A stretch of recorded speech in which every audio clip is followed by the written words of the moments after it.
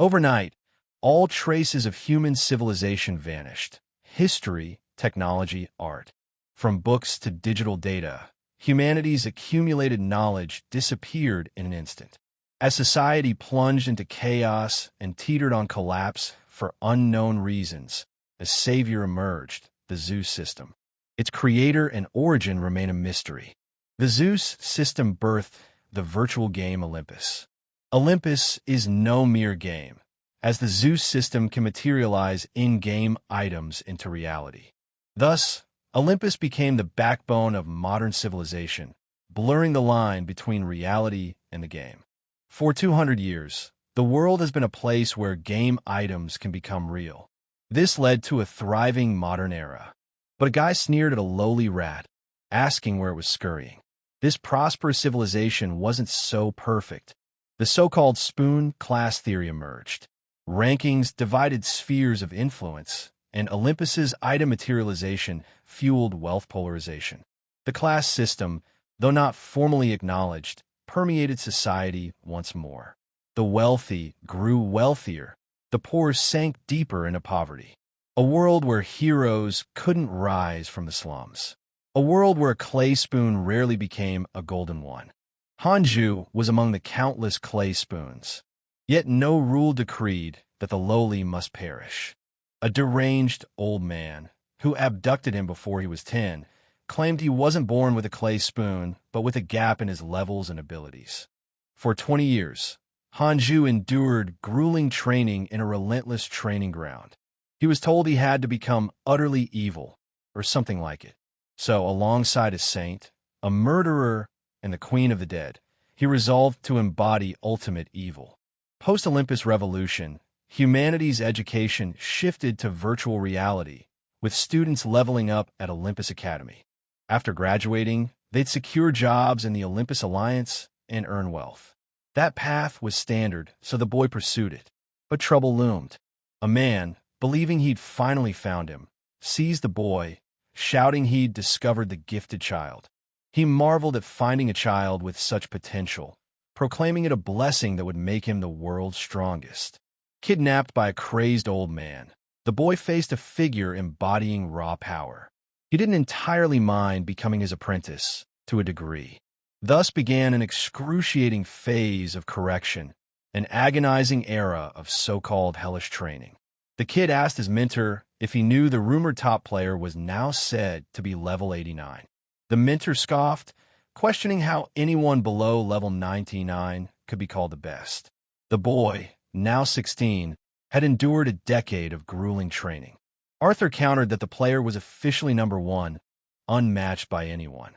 Calling him a scumbag, the mentor asked if he doubted the word of his supreme mentor. He warned not to trust only what's visible. Many truths in the world remain hidden. The boy thought this lunatic was spouting his deranged nonsense again. The mentor urged Arthur to trust him, vowing to make him the world's strongest. Arthur protested, saying he wasn't from a rich family and lacked items in his arsenal. Was becoming the strongest even possible? The mentor roared for him to shut up. Only levels and stats mattered. Then he declared it wouldn't do. He ordered the boy to stand there for another 3 hours. Could he really trust such an old man? His torment dragged on relentlessly, day after day. Yet time marched forward without pause. Spring followed winter, fall succeeded summer, and in an endless cycle of seasons, 20 years of grueling training passed. The mentor declared that the boy had excelled, having learned all he could teach. Now the mentor could die without regrets. The boy silently wished he'd hurry up and do so. The ordeal had been brutal. He felt like a jobless drifter, stuck for a millennium. In Olympus, he was forced to dedicate every moment to ceaseless training. In truth, he spent those 20 years getting pummeled. He had no clue why he endured it, when he could have just deleted his character. Yet he persevered. Turning to his mentor, Arthur revealed he was, in fact, his son. With a mentor he saw as a second father, he'd toiled for those 20 years. Still, he doubted he could survive this harsh, cruel world without his guidance. He pleaded that he still needed his mentor's direction. The mentor countered that his student was mistaken. Though weaker, the boy's strength had grown immensely. Arthur thought it didn't matter.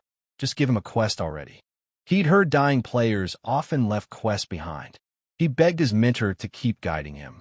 Surely he could grant one quest before kicking the bucket. The mentor said he understood his feelings perfectly.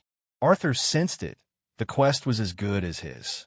The mentor declared him his sole student, the only heir to his martial art. Arthur cursed inwardly. The damn notion of succession had trapped him for 20 years. Handing him a map, the mentor instructed the boy to find that place. His future awaited there. Arthur knelt, thanking his mentor for teachings vast as the sky and deep as the ocean. Rising, he saw the mentor had passed. Arthur thought, well, rest in peace. After 20 years, he left his mentor and his hellish training ended. For once, he stood at the threshold of a new beginning. As he thought that torturous life was over, a status window appeared before him. He'd nearly been beaten to death multiple times after failed escape attempts. Despite the grueling training's impressive results, Arthur couldn't fathom why his luck had plummeted. He'd waited 20 years for this moment, ready to bid farewell to the Special Zone line. The system announced he was exiting the line's Special Zone. Suddenly, a voice reported an error. It detected an abnormal upgrade. Arthur hadn't followed the proper procedure.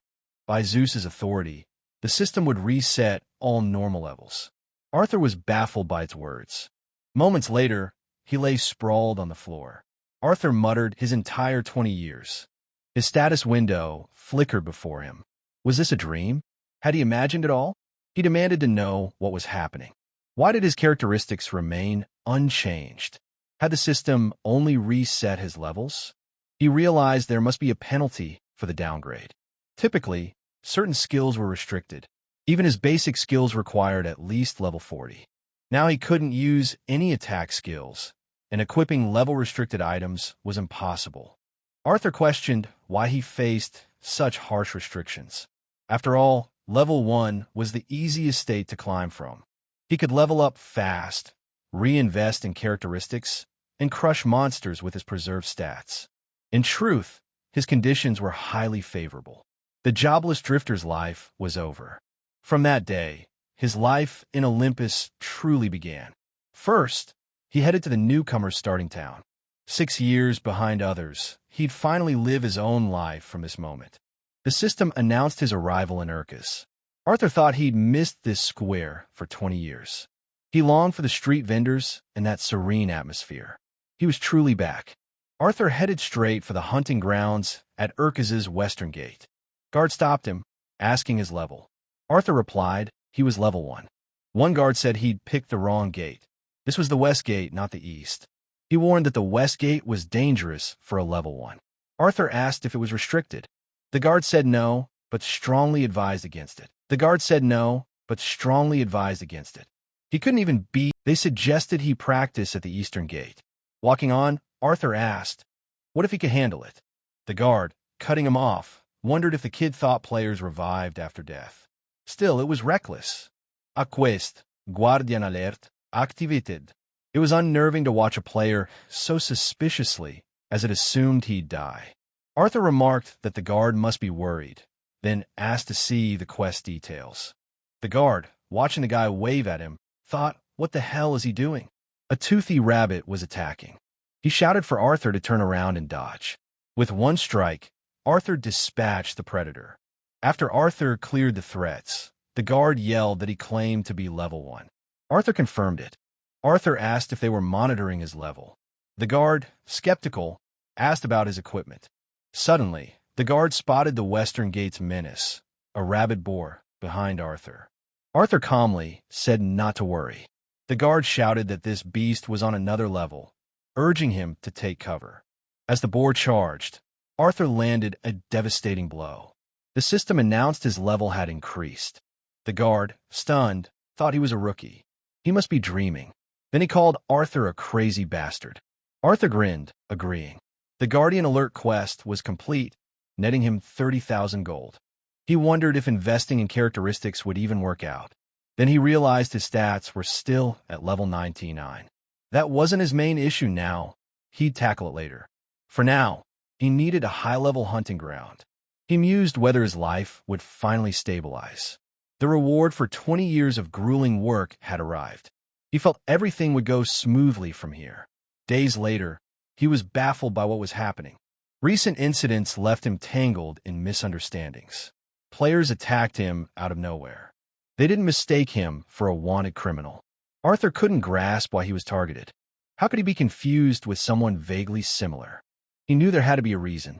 After much thought, it must be his luck stat, stuck at -99. With luck at -99, players peg him as a wanted criminal, relentlessly attacking to kill him. After a brutal hit, Arthur's reflexes kicked in. He had to fight to survive. The ultimate chow site among chow sites. In full HOW mode, he faced crippling penalties. Now, not just NPCs, but players too hounded him relentlessly. Arthur deduced there was one reason for their pursuit. In the hero system, the antithesis of the house system, killing a Haosite could make someone a hero. Naturally, Arthur, a full HOW, became a prime target for hero-aspiring players. They shouted that he was cornered, demanding he surrender. Arthur thought giving up would be simplest. For survival, he had no choice but to kill every user. He aimed to sink to the shadows to avoid detection. Yet his level kept climbing. 2 weeks later, he deemed normal players hopeless. He needed to hide for a year to shake off the cursed full house status. Since he was branded a villain, he'd at least be one who ate well and lived well. He abandoned heroism. With level 99 stats, Arthur had no worries about thriving. However, when you think about it, it's so strange. After 20 years of hellish torture, he thought he was going to get better, but he was forcibly put into full chow site mode. Maybe this was all Zeus' plan. The guy thought maybe there was some kind of special scenario. What's even behind this? A new pain that came as soon as he got rid of the suffering of the past. The boy wondered about that whole situation. The answer to his question came to him sooner than he expected. The man said that the old men, no longer regret anything, even if they had to die now. They were able to see the successor of the Absolute. They shouted, "Long live the Absolute Heavenly Devil." It was an SSS-class quest. Among the quests seen by mankind playing on Olympus over the last 200 years, this one is top-notch. In 200 years of history, it has appeared only 3 times. Each time such a quest appeared, there was a cataclysm on Olympus. Training, which has been his personal hell for the last 20 years, full now, which he became as soon as he got out of alignment. And these non-player characters lay before him, as if they were just waiting. Anyway, Zeus has been preparing him for this for 20 years. The guy feels like he's becoming part of a bigger story. An era of chaos that lasted 7,000 years. After a long war, a peace treaty divided the world into 3 powers. Among them, the most famous, the power of Centennia, had an absolute ruler, and his name was Garcia Mentres. This absolute had 14 wives. Of those 14 wives, the 7th wife gave birth to an Aractus. The Aractus in some region produced offspring from someone, and that person in turn gave life to another. Arthur didn't understand why the pedigree was so long. Did he think it would be foolish of him to skip reading the contents? A man named Schulter, who was the strongest at the time, seized the hegemony. He had inherited the devil's blood and was far more cruel than anyone else. When a rebellion broke out, Schulter was defeated and trapped, but he was only crippled and life continued to hothouse in his body. After that, Schulter settled in the cave and regained his former power. The boy wondered if his mentor was a descendant of that Schulter or one of his kind. Arthur read that he was temporarily recognized by the Absolute, but it was not yet a perfect recognition. 7 of the 12 elders want the return of the Absolute, but the other 5 are against it. The guy wondered if he got full credit. Would he be in a difficult situation? If the matter took a serious turn, it could turn into a character deletion or worse. He's in enough trouble as it is, but it looks like the system has decided to finish him off. It turns out, regardless of the means and methods, the goal, by all means, must be achieved. Turning to the men, the guy asked means they are the elders of the heavenly devil? Bowing, the elder replied that it was so. They were in awe that he recognized them. The boy thought to tell me that he recognized those elders. It had only been a few minutes since he had first heard of the heavenly devil. He replied that those were the words of his mentor, to become the head of the heavenly devil elders and restore the former glory of the heavenly devil on this continent. For starters, these seem to be the same 7 people who sympathize with him. The guy says it's time to hit the road. Let them lead him. The elders said they'd cut off the heads of all the insect-like bastards that roamed the area. The boy thought he'd been wondering why it was so quiet all of a sudden. Because of those same elders, the guy's level had been raised. He wondered if the system wanted to say that he was already level 9. According to the national rule, most people enter the academy at the age of 6 to 8 and reach level 20 when they graduate at the age of 20. Looking at the elder, the boy asked what his name was. The man replied that he was Luxo, the first elder. Arthur said that, first of all, he needed to clarify something. He said that he was currently under special restrictions. Though he followed his mentor's mantras, right now he has no way to use any of his techniques. His head remembers, but his body can't keep up with the thought. Luxo replied that they had guessed that something like that had happened. The boy said that, nevertheless, they should trust him. He is the absolute who will rule over them, and gives his word that he will take them to a place where they will always be drowned in sunlight. Hansea told her brother what she heard. This time their alliance won a good quest, but it seems a serial killer named Getrag is running rampant in the Centennia border region. Did the guy ask seriously? Then he thought the sister wasn't referring to him now, was she? The girl said he uses dual pistols, and he's about level 40. They say only a team of 7 can take him down. If she succeeds, she thinks she can easily get 3 million gold coins worth of incentives from her alliance. The guy said the bounty on Getrag's head is millions of gold coins, but the reward is a measly 3 million. The girl replied that, nevertheless, her union gives quite a lot compared to others. The boy replied that all the hardest work was on them, not on the office rats. Hansea replied that he'd buy meat anyway if he got encouragement. They've hardly eaten it lately, which is probably why he has such severely pronounced bags under his eyes. Her brother thinks it's all about his luck going into deep minus. Thank her anyway. He needs to log back in. Luxo told the overlords that someone was following him. They still hadn't been able to find out the identity of the Watcher, and then he asked what they should do. Arthur told them not to do anything for the time being. The guy asked if it was his sister by any chance. The system responded that the girl is on another continent. Players on another continent will not receive his message. Suddenly a voice said that he had finally found the ghastly, faceless killer. Arthur immediately thought of the paired pistols. Getrag asked this youngster dares to pretend to be him. He is very fearless. So it's time for him to pay with death for his sin. He thought it was lucky that his sister had shared such important information with him earlier. Even if his characteristics were high, that bastard was level 40. He thought about what variables a 30-level difference would create, along with differences in items and equipment. There's no way the guy can lose right now in the most important race of his life. So, he doesn't have to fight him alone. He immediately called out to Luxo. The elder replied that he had come at the boy's call. Getrag thought, was I even an old man? The lad did not sense his presence. Arthur ordered the elder to kill his enemy. The man replied that he would listen and obey.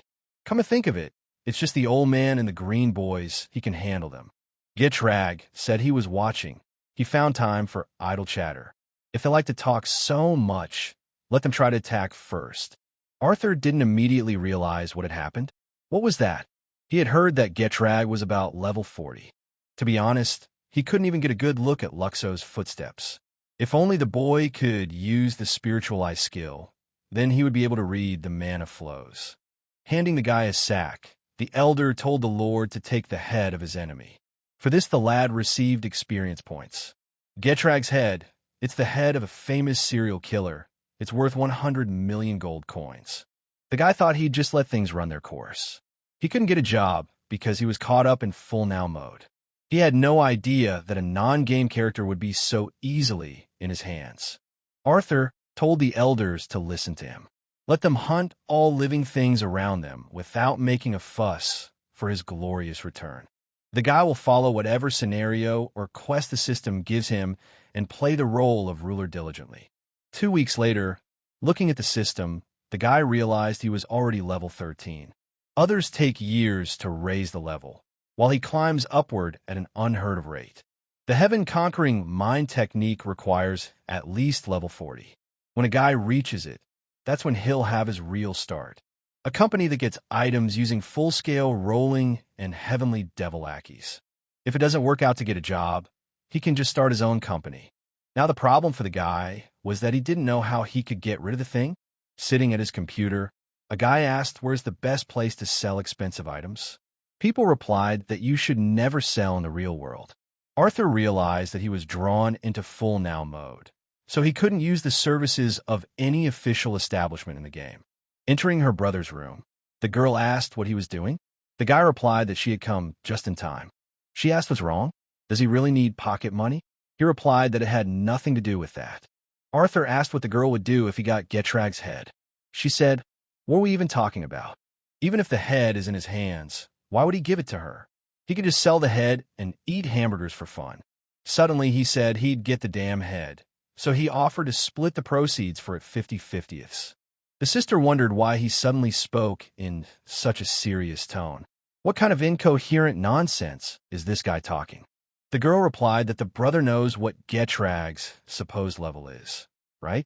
Even if the brother dies and rises from the dead, he won't succeed. She'd heard that the guy couldn't visit other areas at all because of training or something. Arthur said he'd managed to escape a few days ago, and to be honest, he'd already caught the bastard. The girl said that that character was about level 40. How did the guy manage to catch him? The brother said he just hit him once, and he died. Arthur told the girl that he had sent her a screenshot earlier. Had she forgotten? The girl remembered that it was 10 years ago, but she thought it was a joke. That's what Saya replied to her brother, that honestly, at that moment, she thought it was photoshopped. The guy replied that he understood. In any case, if she wants Hydrag's head, let her go to the Liprian Mountains in Centennia. The girl asked, but why does her brother want her to go there? Suddenly, he replied that in truth, he is a chow site and is up to his ears in the full now regime.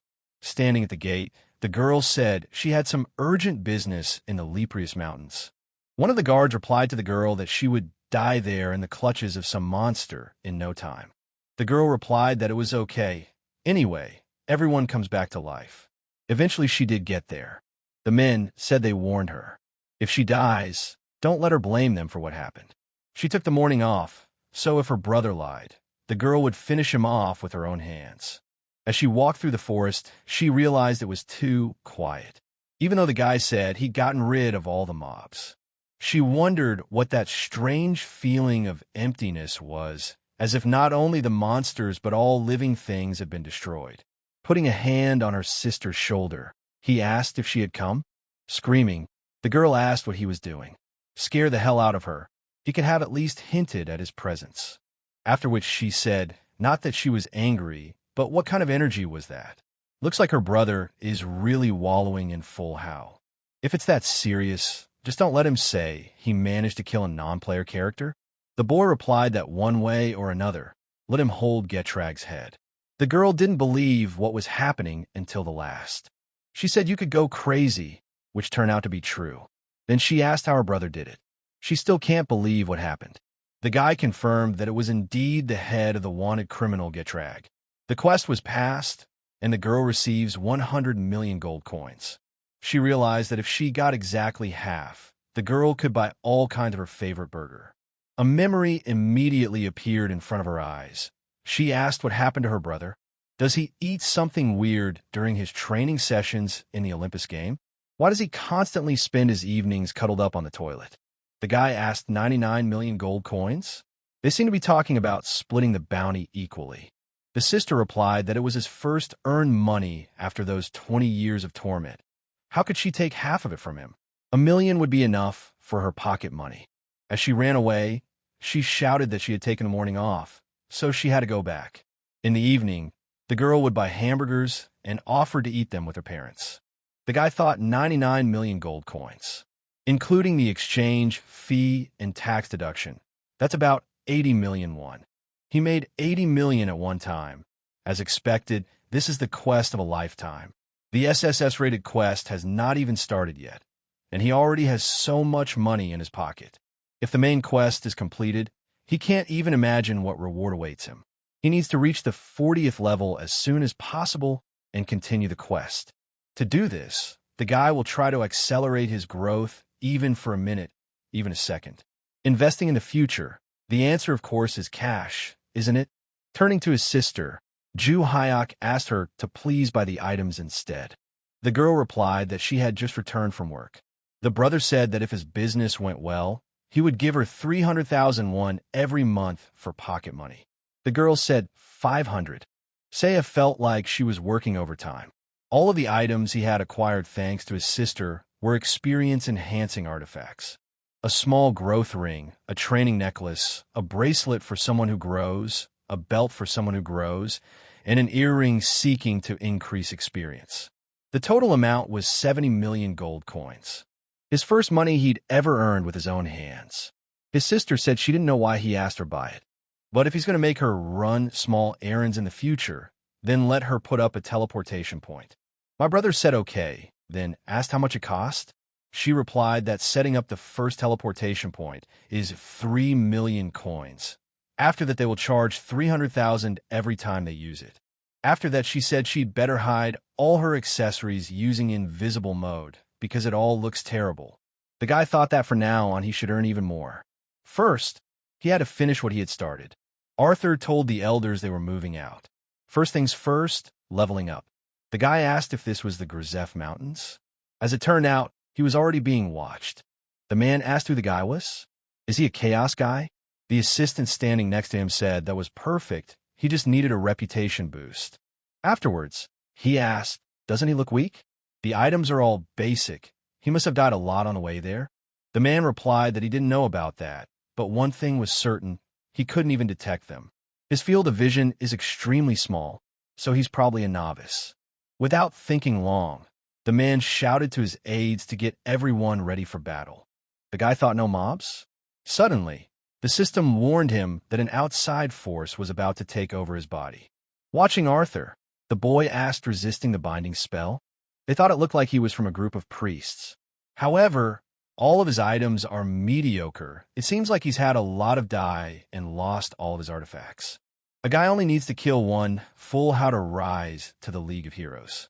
The man yells that enough talking, let them grab that guy and call it a day. Captain Yu distracts the guy, so he can't use teleportation or jump. He and Deputy Kim approach and attack. The guy said they could survive if they went back now. One of the men shouted that was nonsense. He yelled for the damn Chow set to stop bluffing. The guy wondered what level they were at. They all attacked one by one. A man yelled for Deputy Kim to grab him in a pincer.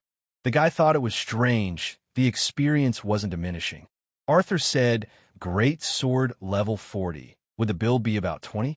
Obviously, the armor didn't fit. He hadn't even seen the guy do any sorcery. He wondered if he had prepared the spell in advance. The guy immediately shouted to the boss that it looked like he had prepared in advance and had come there on purpose. The guy thought, roughly speaking, it's no big deal. He realized he had to attack on his own. He can't use his skills yet, so I decided to try fists. The guy yelled to the boss to be careful, said this one was preparing a magic trick. He told me that it could be strong magic, so let them retreat while he fires anti-magic. After the attack, the system said that Nao's full status remained. The assassin's aura became darker, the sin worsened. The man began to attack with his mighty hammer. With one blow, the boy repelled his attack. Arthur realized it was just a distraction tank. The system said again that the assassin's aura had grown darker, sin aggravated. The guy asked if there was any support for the case. The man yelled for them to just run. It's not something they can handle. Tell everyone to run away now. They clearly underestimated the enemy. This is no ordinary mage. Catching up with him, the guy said he was so confident when he jumped in, but now he's running away. He realized it was a bounce. The damn kid was playing with them to use the bounce. Only one man can do such a thing. A high-level melee player above level 60, player Hunter Rue Fendel. Arthur was pleased that he had reached level 16.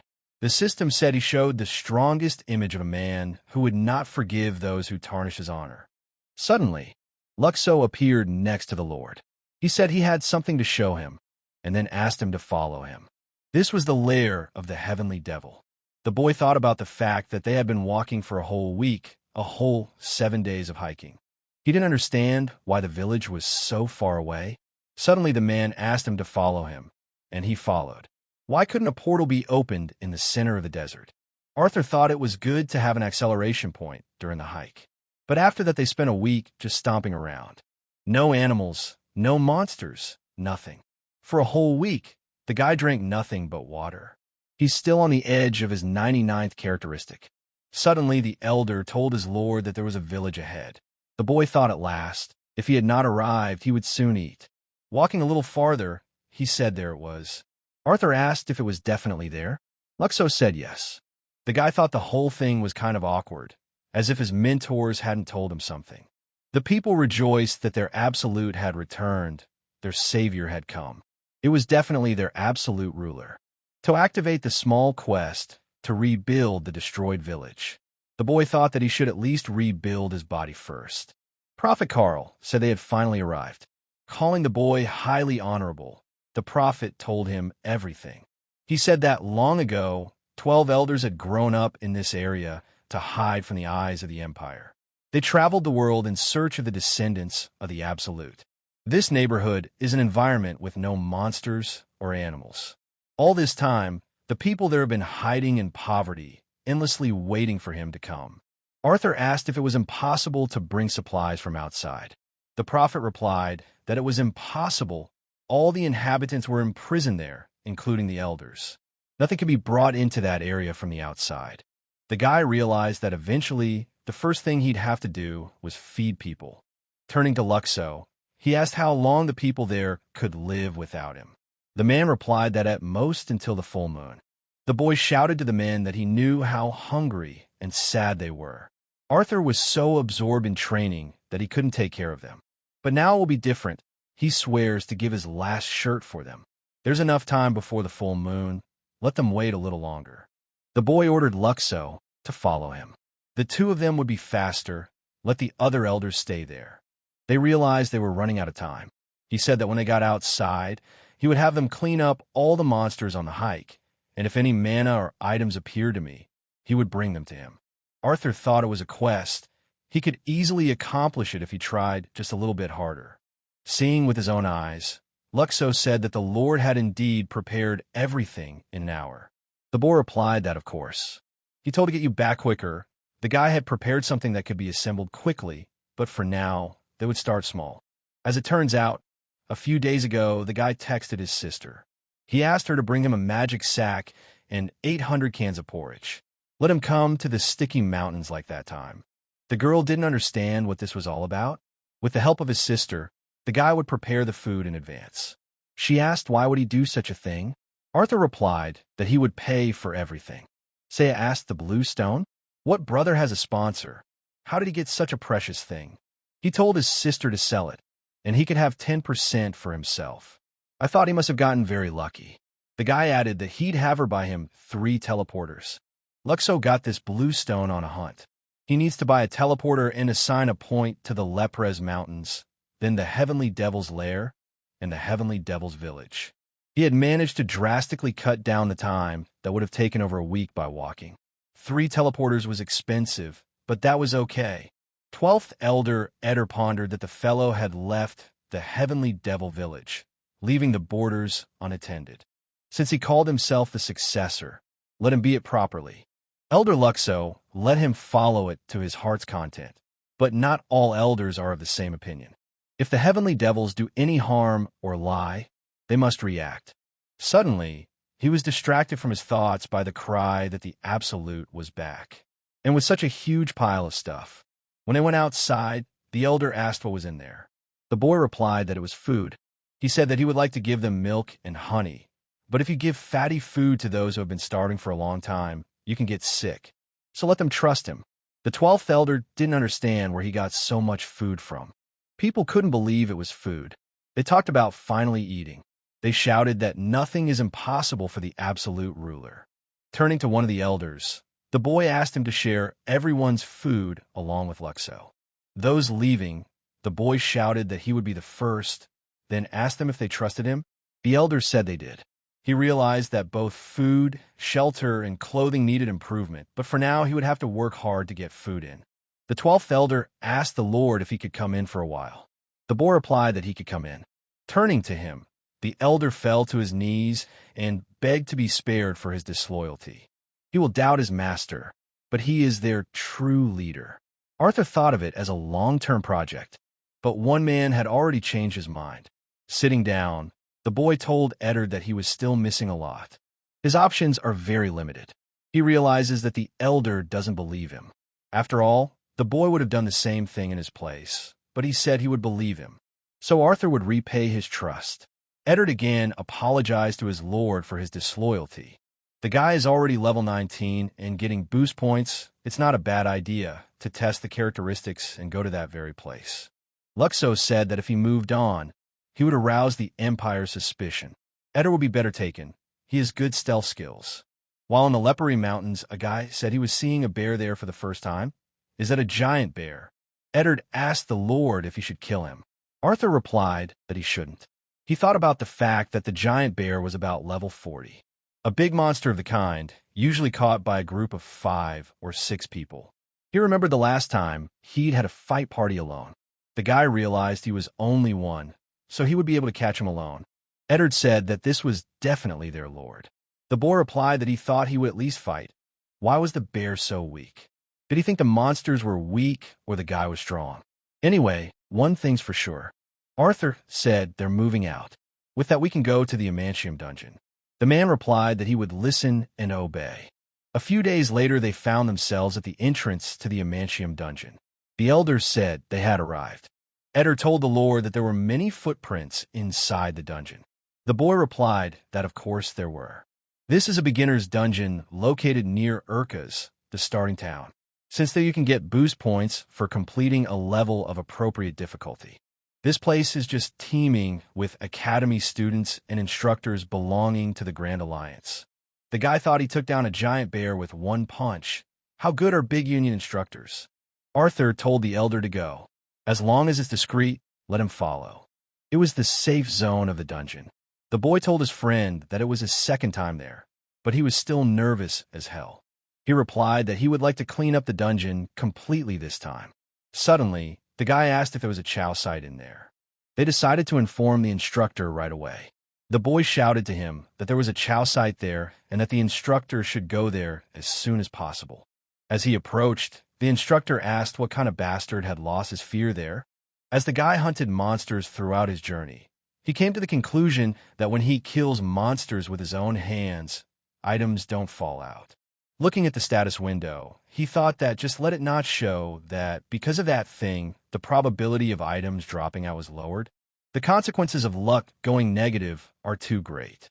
It would be nice to just let the elders take the final blow, but it kills them with a single blow. The instructor asked what the guy was up to. Looking at him, the guy thought his sister had warned him that they were in big unions. Their level is over 40. The man yelled that he was asking again what was on his mind. The guy immediately asked why he was poking him now. The instructor replied that he had seen bastards like the guy many times. If he left the dungeon now, he would keep him alive. Upon looking, the instructor realized that he was level 19 and had no items at all, meaning he was trash who couldn't even use stealth. Calling him a pathetic lowlife who has no ability, the instructor asked did he take it upon himself to target students. The guy thought that since there were students there, we should just part ways amicably. He said he'd let them ignore him, just minding their own business while the guy goes about his. He's just here to clean up the dungeon, that's all. The instructor asked does he think the man would believe a word of such garbage? He already knows what the guy is up to, doesn't he? He told the students not to worry about anything, just have them stand behind him. One of the boys responded, which is to be expected from a Holy Alliance instructor. Arthur told the instructor that if he didn't touch him, the guy wouldn't hurt him. He'd said loud and clear he just needed to clean up the dungeon. It seems that today the guy would be able to find out what the skills of a member of the Sacred Alliance were. The instructor said that a loser in life would stoop to bluffing. The guy said he didn't intend to deal with the students like some loser. His goal was just to clean up the dungeon. Calling him a lowly laughingstock, the instructor shouted that all his spittle would now be dispelled. The guy yelled that he was giving a last warning let them not touch him, then he wouldn't touch them either. The man shouted, so it looks like the guys have at least one strange technique. Arthur asked, and that was his whole attack. The instructor didn't realize what kind of bastard this was. He doesn't look like a normal, experienced rookie. There's something about him. He immediately yelled out that he was requesting support. There's a level 19 Chow site. Although it's low level, it has some strange techniques. The guy yelled that he warned me. He just came to clean up the dungeon, told me to stay out of his way. He even gave a final warning, didn't he? The instructor thought it was a curse, shattered the sword with his bare hands. A man yelled emergency, requesting emergency support. Then there was a massive explosion. The guys immediately started asking each other, are they okay? Then they realized the instructor had been killed. What should they do? They saw the Chow site coming in their direction. Looking at the guy asked if they were going to fight him too. Everyone immediately shook their heads in the negative, and he said it was the right thing to do. After that, he said that after they diligently fulfill the quests and become outstanding people. After he left, the guys immediately started contacting other instructors. Arthur thought that even if he was a Chow site, he had no intention of killing the students. What an unpleasant residue on his soul. Looking up, the guy thought it looked like he was in the right place. Is this the defensive fortress in the center of the dungeon? He thought he should deal with them first, so he could then destroy the last base at the end of the dungeon. Since the guy won't get any items for killing monsters anyway, he decided to just quickly destroy this fortress. He thinks 10 blows will be enough to bring this thing down. Then he throws the first punch. Arthur didn't expect that he could destroy a part of it with a single blow. He thought it couldn't be. Surely this was a defensive fortress? Then he thought whatever, he should be happy that everything was going smoothly. He needs to clean up the dungeon quickly. The instructors saw that the defensive fortress had already been destroyed. They said that didn't the report say that the Chow site was only level 19? One of the instructors said he didn't understand a damn thing. How could a guy single-handedly destroy a fortress so quickly and without touching a single skeleton monster? Maybe he's using some kind of special item? Suddenly, the system alerted everyone that the Adamantium dungeon had been completely cleared. Has the instructor been asked yet? Arthur didn't understand why there were so many skeleton soldiers. For a true level 19, that would be hard to mop up. Still, it seems to be the final base of the dungeon. The guy asked then, where's the name of it? I'll have to find it. He thought the shield wouldn't explode with a single blow, would it? The shield exploded immediately after the first blow. The guy asked if the shield was completely destroyed. Why is it so weak? He realized that the other instructors would be chasing him. He had to hurry. After that, I thought that it is a low-level dungeon. There everything falls with a single blow. He decided to use the points he had earned. Thanks to them, he was able to raise his level to 20. Now the guy can go to the Desert of Darkness. However, he thought he was being chased, so where were those instructors? Were they waiting for him at the entrance to the dungeon? He decided to see how many of them there were. He found out that 1 of 5 people can get together. They'd better be level 50 players.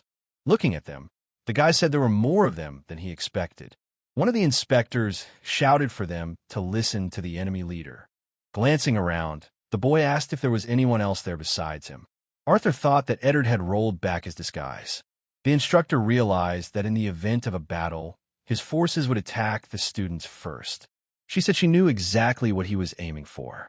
She hoped there would be no pointless battles. He thought, what's the big deal? The guy just wanted to try a round. Should he just let them go? Arthur realized that if they fought there, some of the students would die again. The inspector asked him to let the students go. He didn't want to die a senseless death himself. The guy said he understood, so they're not going to fight? He was the one who asked to leave him first. Right now, the priority is to go to the Desert of Darkness. We could do this fight later. One of the inspectors said that thanks to her, there were no casualties. The woman replied that she was not to be thanked. But we must not forget that when he entered the dungeon, the instructor and the innocent students died. She said it was a very deliberate move. Judging by the quick cleanup, it seems very likely that this guy is being assisted by some kind of force. He knows they have a bunch of students to protect, so they need to talk him down and send him back. They decided to return to the starting point of the dungeon. The woman said his forces must have been hiding somewhere. If there was a battle, they would target the students first. The instructor asked who he was. She said she didn't know, but judging by the dark aura, it was definitely a full How. He's probably a Rufendel. The man asked if her Fendel was level 50. She replied that maybe he was using cheats to misrepresent his level. The guy yelled that if he recognized him, he'd have him logged out quickly. He'd find a good use for what fell out of them. After a great catch, Rufendel thought, what kind of enemy is this guy who is following him? There were many comments saying he was seen in many different places at the same time. He didn't realize what kind of chaos man was pretending to be him. Heard he'd recently checked into the Amantium dungeon. If there's a mistake, the Grand Alliance seems to be after him. A Grand Alliance as a way of life means before he gets pestered, he better catch that bird himself. Arthur said that this time it was worth going where the monsters were clustered in appreciable numbers. He asked if there were any elders who specialized in extensive magic. One of the elders raised his hand and said that he was the best at expansive magic. Arthur said that this time he was his companion. It was time for them to go on their way. The elder replied that he would listen and obey. The guy thought about it, because speaking of which, his little sister's birthday is coming up. This time, he needs to play the role of an older brother well. The system alerted that the monster would appear in 10 minutes. He thought about how slow it was, then asked Zeta if she was ready. The elder shouted that she would break every bone and tear all flesh to obey the Lord's order, and would do so again and again. Everyone else noticed the guy was a hawk. They thought they'd go public, decided to take him down before the high-level reinforcements arrived. The guy ordered to destroy all the monsters and capture the blue stone. Looking at what was happening, thought what a leisurely escape through the teleporter. Then he said he brought her along because she's good at extensive magic. So let her show it. The elder shouted the future of the Lord, may he prosper. As it turned out, it was the coming of the god of evil. She ordered him to beat and kill anyone who stands in the way of the overlord. Watching what was going on, the guy thought he wanted to use his skills too. The system said the killer's aura was growing darker, the sin compounding. Fame spread across the continent. The Death Star rose. Death Star rising occurs when a full now mode player raises notoriety to a certain level or higher. In addition, the player marked by the Death Star becomes less resistant to divine type skills. The resurrection time increases to 240 hours after death. However, for him, the leader of the heavenly devils, is it normal for a guy to continue to grow in such a direction? Arthur decided to check the notice later. The first thing to do was to put the place in order. Looking around, he asked the elder what he thought. Had they more or less put things in order there? Zeta replied that he was right. The boy saw a large crowd of bulls. He asked if the elder could deal with them. She replied that she would skin them alive. Approaching one of the bulls, the guy said he was begging, let him not die from one of his blows.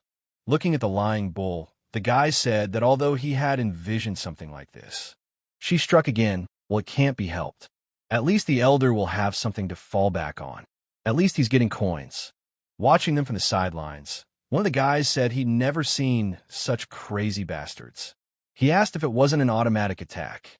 The guy replied that he doubted the point of the one with the ball wasn't particularly important, but the other opponent was clearly a melee mage.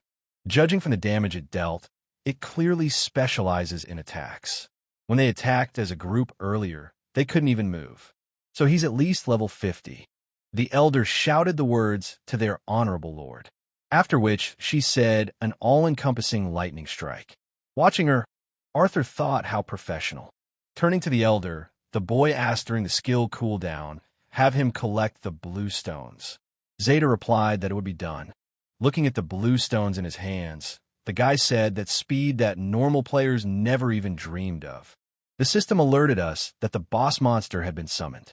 Artur said it was time to go now, and asked if the boss monster was there. It was a black bull king.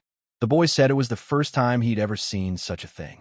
Arthur told the elder to clean up the small scum and grab the items that had fallen out. The guy thinks it'll be more dangerous than normal bulls. Since we're talking about the territory boss, at least one pack containing 20 blue stones should fall out of him. So begging, let him stay on his feet after one blow from him. Suddenly, the elder turned to the Lord. Zeta told him what he felt, someone with great power approaching. The boy replied that he was just about to catch the thing. Arthur said it was no surprise. They were bound to show up sooner or later. He'd only be adding to his troubles if he started a fight with them right there. Right now, the guy is weak, so he has to endure this kind of humiliation, but one day they will bring back the former glory of the heavenly devil. The guy thought about what he was now convinced for sure. No matter how many times he looked, there wasn't a single announcement of something like a new monster patch. The Black Bull King is a monster that has never been mentioned before. Maybe there's some of his minus 99 luck influence in there. If the Black Bull King was able to withstand a strike, he would already have a pock of blue stones in his pocket. Today, he went to the Adamantium dungeon, but the difficulty is insanely high. Suddenly, black skeleton soldiers popped up, but even a group of level 19 players can't deal with them. Suddenly, a black giant bear has appeared in giant bear habitat. Is anyone aware of the criteria for change? The boy wondered if these weren't the same places he'd been lately. Had all this happened because of him? He saw in the notifications that the boys were discussing a black monster in the Desert of Darkness.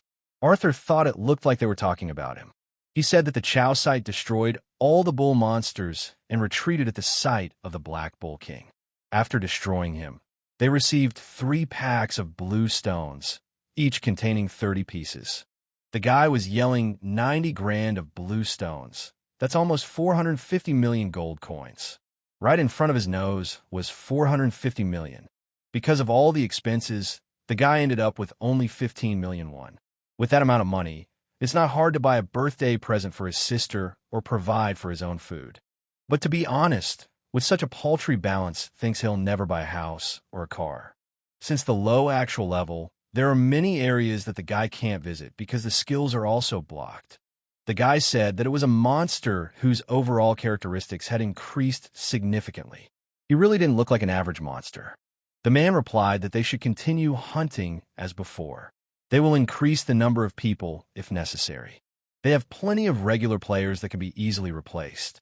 And there's more. He said that the Chow site who was rampaging in the Desert of Darkness had done much harm to the members of their Great Alliance. Let them make sure it was really Rafendel and try to gather as much information about him as they can. After 3 weeks, the guy reached level 29. Approaching the Lord, Luxo said that because of the 3-week march, he was worried that the Lord's jade body might be damaged. The guy replied, thanks for the concern. However, he's fine. Let Luxo take it easy. Although his body has many limitations, he can't show his weak side. In order to hasten the day when everything in the world will kneel before the heavenly devil, allow himself not a moment to rest.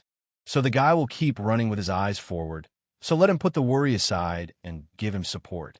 Luxo bowed to the Lord and said he would serve him until he breathed his last breath. The guy thought right, let him do it.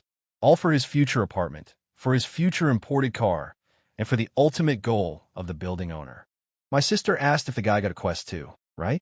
Right now, quests are being given out all over the game world. She already got hers. The guys watched the others' correspondence. The girl said they were only joking around. Artur asked why they were all so aggressive. And no, still don't know exactly what these hidden classes are, but if it's a hidden class related to the main story of Olympus, it surely has incredible power. Looking at her brother, the girl asked about not trying out for this quest. The guy replied that he can't. No non-player character will give him this quest. Will she try? Saya replied that she didn't know. She's busy with alliance assignments, but she'll have some time. Rankers who have more time or foreign players will definitely challenge. The lad thought that somehow, in the recently visited hunting grounds, the difficulty had increased dramatically. The situation is such that this quest seems to include him and the heavenly devil as the ultimate evil. If that's true, the worst-case scenario is that 7 hidden classes will rush to catch him at once. And he was going to live happily ever after, eating well in a nice place like the bourgeoisie. Arthur told all the elders that this time he would go alone. They began to tell the Lord not to. It's very dangerous, and he should reconsider. The lad replied that it wasn't a matter of him not being aware of their loyalties at all. However, according to his informant, their movements were now known in the Earth's empire. Arthur said it's a good time to be careful, so he's going alone this time. The guy thought that now that the 7 Holy Thrones quest had been introduced, one could unnecessarily anger the Empire by taking the elders with them. Besides, he hopes to get the approval of the other elders soon and increase his strength. Eder had moved to his side rather quickly, so there were only 4 men left. After solving the food problem, it was logical that the next step would be to improve habitat, but the cost of food is so high that nothing more can be done for now. At the end of the day, all we have to do is work for the levels. We have to get to level 40 somehow. Then the guy will be able to apply the mind-conquering heaven technique and will be able to continue the quest with the map left by his mentor, after which the situation will be developed. Of course, the guy can't get blue stones on his own yet, but it's optimal at this point. You have to plow like crazy and level up like crazy to set up your future. Having dealt with 3 giant bears the guy said he'd stabbed, at least it took the stress away. The system notified that the skill Unusually Powerful Fist had appeared. The boy asked at what point it would come in handy during a hunt. He rejoiced, for now he could get artifacts until he was done with the last blow. He could buy a pet and use it to get items and give it food. Suddenly, a voice said he'd finally found him. Then it asked him if it was him. Arthur replied that something like this seemed to have happened before. Rufendel shouted that this time he was really in trouble because of a guy. Constant problems and bewilderment over something he didn't do. Does he not listen to him at all?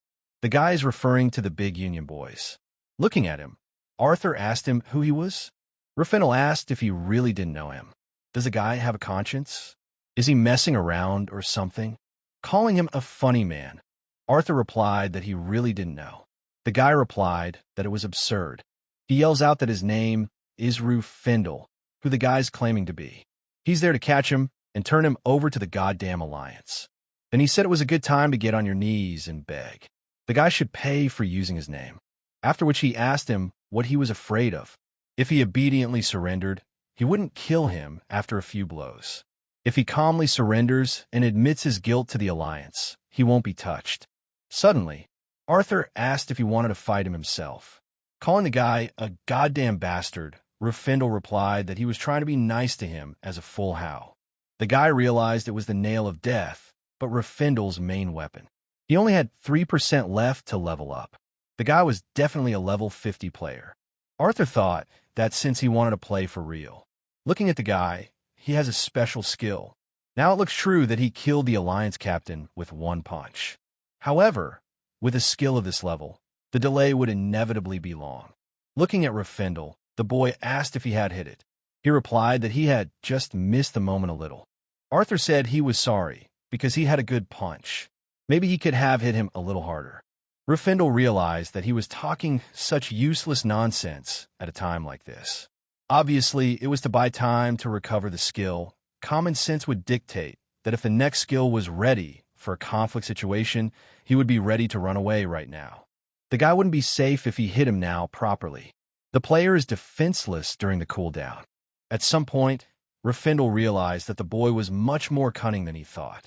The first blow was a decoy, but the second was full force. Naturally, things didn't go as expected.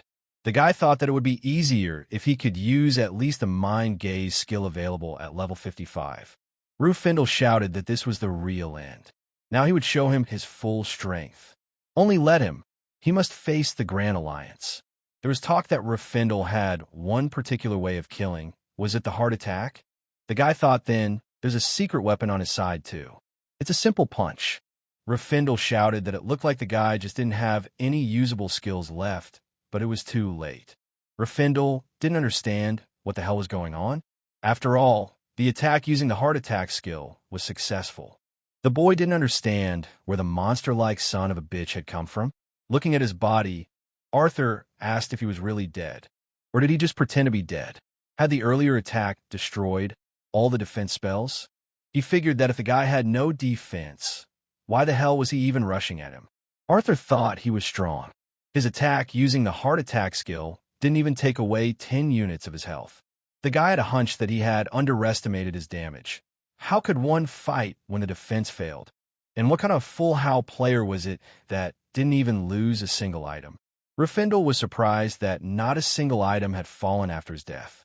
The item drop when killing a full HAL player is 100%. So why is there nothing?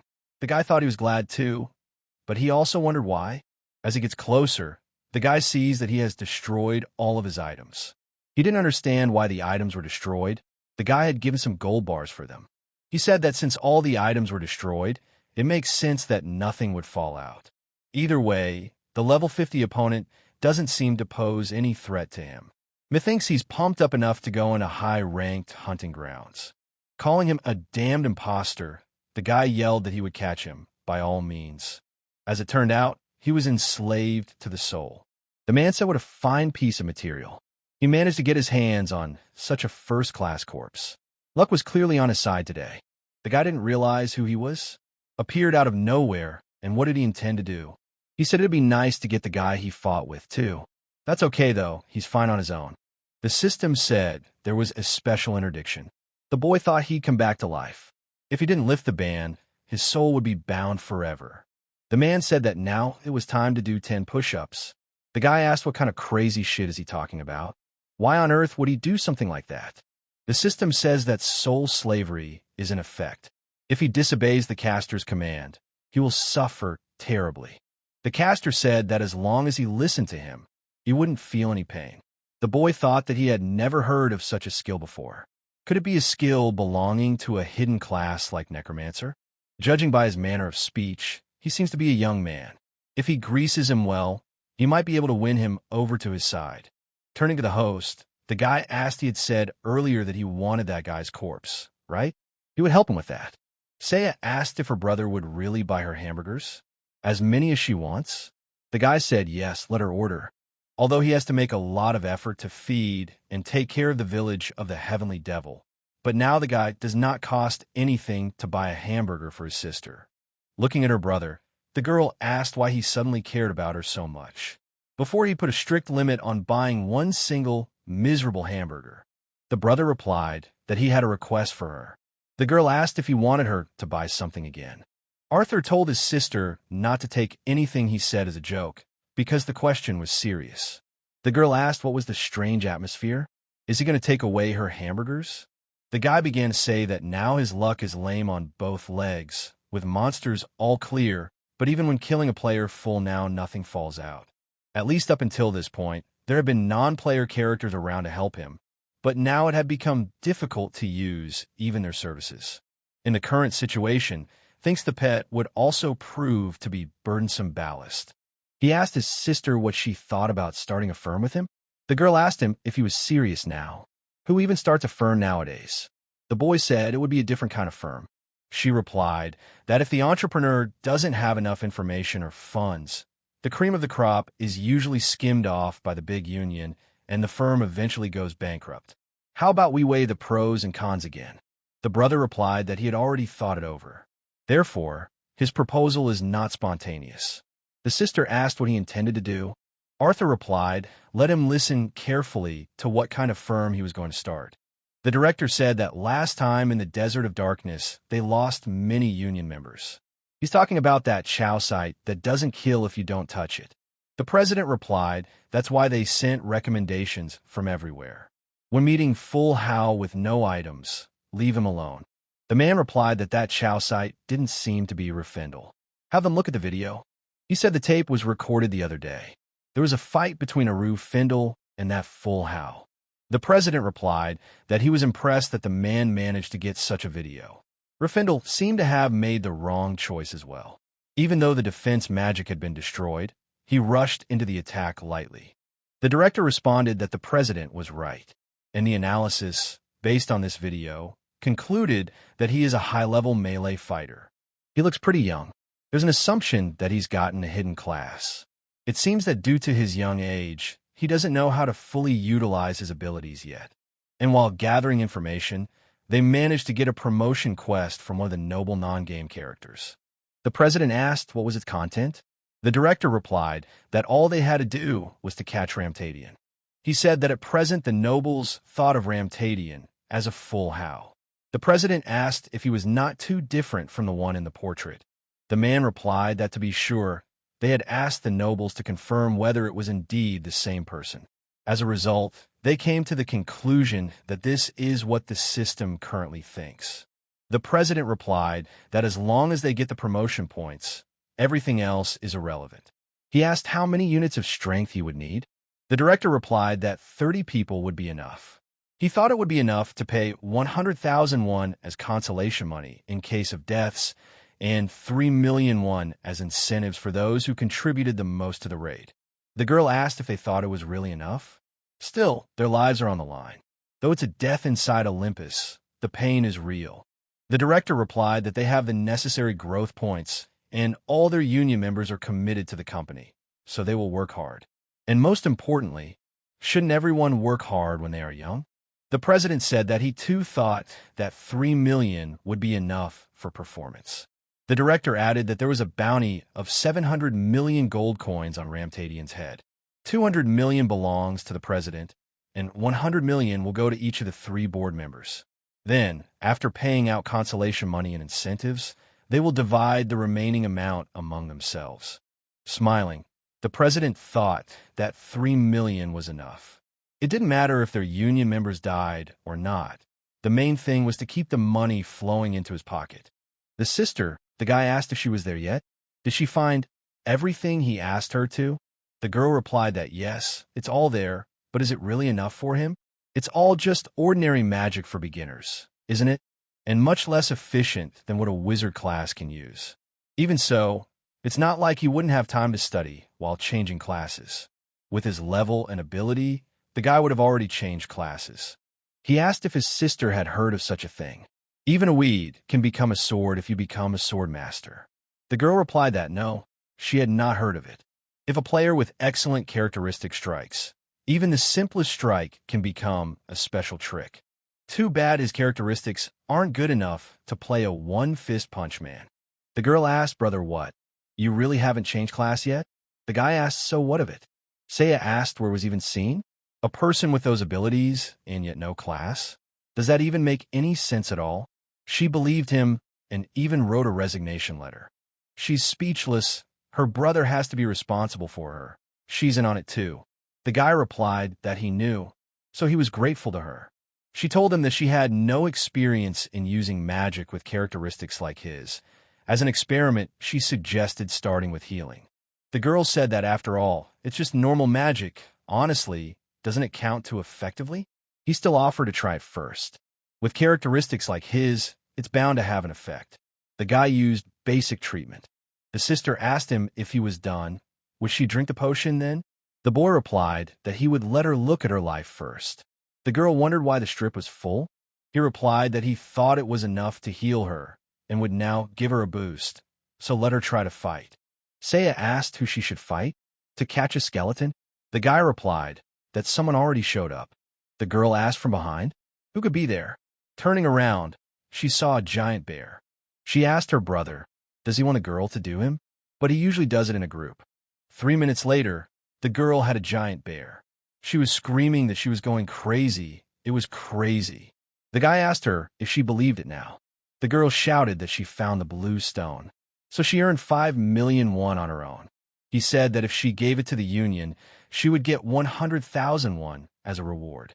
Since they don't belong to any unions but work together, whatever they find, they have everything.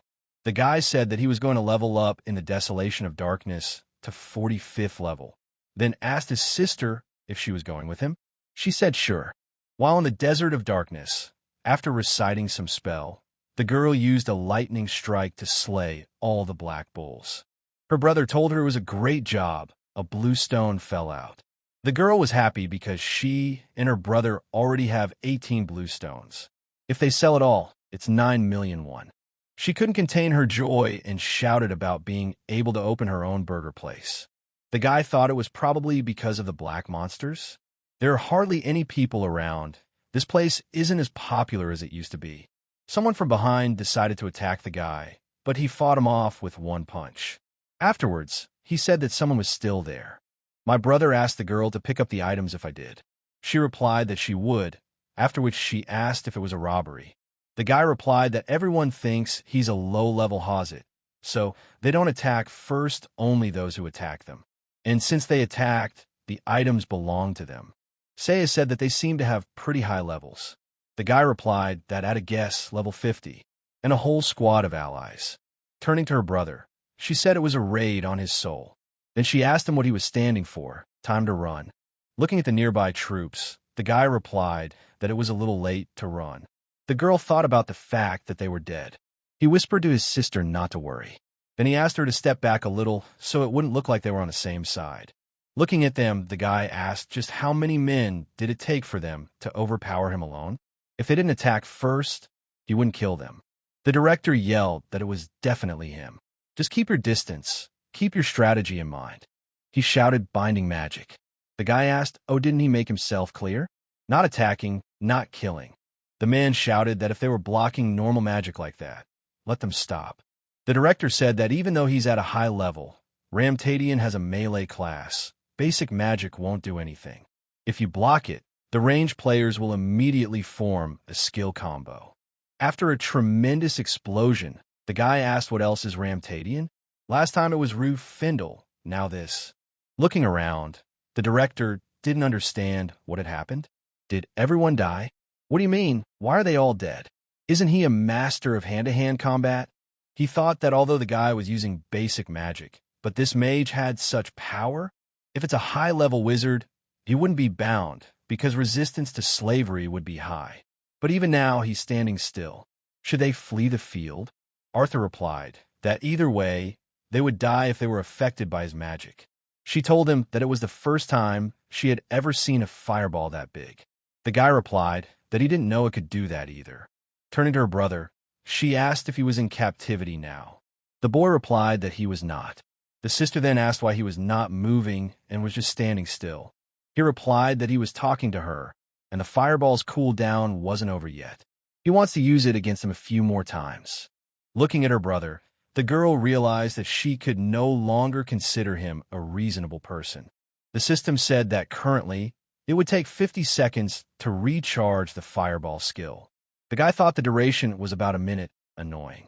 The director said on the signal, all rangers to prepare for a large-scale attack. He doesn't quite know what's going on, but the kid's a mage, not a fighter. Jean urgently requested support. He said that the target was not a melee fighter. They needed a tanker capable of setting up a level 30 or higher defense magic barrier. The president asked, what is the situation at the moment? The man said there were 3 dead. Fortunately, he was tied up and his skill recharge is long, so the damage done is low. Thinks to minimize the damage, they should catch him. The big picture is clear to him. They are rushing to their aid, so let him hold out a little longer. Even if he has to share the pie, the number of attackers obviously needs to be increased. The director ordered the rangers to prepare for the attack. He said that although the enemy was a mage, he was bound for the moment. Now is their chance. They opened fire on the guy. The director shouted for them to attack continuously so that the skill link wouldn't be interrupted, not giving him any chance to counterattack, concentrating on the battle. The guy thought that's great, the tactic's working. He thought, what difference does it make if you're a fighter or a mage? All it takes is just 2 things, binding the enemy in a well-executed attack. With any luck, who by the time the president arrives, they'll have managed to knock off half of his life points. Seeing him, the director asked him if he was tied up. The guy replied that he was out of cooldown. Then he used the fireball again. The director shouted that the curse, let him block it as fast as possible. Arthur said he kept repeating if they didn't attack first, he wouldn't kill them. The guys thought, what the hell? They said he was a mage. They decided to retreat. The director shouted to them to stand, let them block the target and don't dare run away. The president came up from behind and said that the director was a good man for standing up to it. Let him do the rest. The director asked what about the support players? The man replied that he had contacted their partners. In the current situation, catching him was the first priority, so he shared the quest. Everyone immediately dispatched their forces after he announced that he would share the promotion quest, seeing that he had managed to deal with so many in such a short period of time. Still, there's 200 men there now, basically an invincible army, so they have nothing to worry about. Besides, the guy's alone. Thinks he's pretty exhausted at the moment. They'll be able to grab him in no time. The guy realized that each of them was many times weaker than Rafendel, so his life points remained almost untouched. Even if he takes damage, his recovery speed is tremendous, so it doesn't matter. At this rate, it can't even deal with 200 people. The sister thought he'd be okay, right? When she turned to her, the guy said that she should at least hit him once. He said she'd be under suspicion if she did. Thinks it looks weird just to keep standing there. The girl asked how about a lightning strike? He said let him do what he wants. Before the guy can tell his sister to wait, he wants to check the notice and then he can release the lightning. And she still calls him his little sister. The guy realized that this was the one. He had anticipated it would happen soon, but it was still too sudden. He thought celestial Death Star? He needs to check the information. He opened the ranks window. The boy thought that no matter which way you look at it, doesn't it look like a rare, diabolical killer? He feels that he is steadily approaching something called absolute evil. However, the deeper one sinks in sins, the higher the loyalty of the heavenly devil becomes. Seeing the latter effect, he will be fine even if he clashes with the hero in battle. The principal thought the curse. Is he a mage or a fighter? Why are the answers different? The guy asked what he was carrying. He doesn't actually have a class. The president knew that bastard was going to kill them all. They said it was just a promotion quest. They said it was easy. The man asked if he was out of class. Then he said there's no such thing. It is a hidden class that becomes dangerous when the name assigned to it is revealed. A class child warlord who appeared 40 years ago. A low-level Dalnik accidentally shot him in the armpit with an arrow, and he died instantly. Man, sure, that guy is also a hidden class with a great weakness in an unexpected place. Calling him a bastard, the president yelled for the guy to get ready. He would surely find his Achilles heel and finish him off. The guy replied that okay, except he didn't have anything like that. Although, if you think about it, the lack of long-range combat skills could be considered weakness. Suddenly, the girl told her brother if he could do some experiments with her. He said yes, and then asked her what she had. The girl replied that she seemed to have gotten a special professional quest. Saya told her brother that she would hit at full strength. The guy replied that it was fine, he had used all the buffs, so he could hit as much as he wanted. After her lightning strike, the guy thought it tingled a bit. Even though he used a buff, it felt like Rafendel's death hold. However, his recovery speed is very fast. He wondered how long such a pace would be maintained if the attack became continuous. After an hour of continuous attack, the system said that the girl had detected a celestial Death Star. Turning to her brother, she asked him the rank of the celestial Death Star. My brother asked, what does this have to do with the quest? He does have a rank.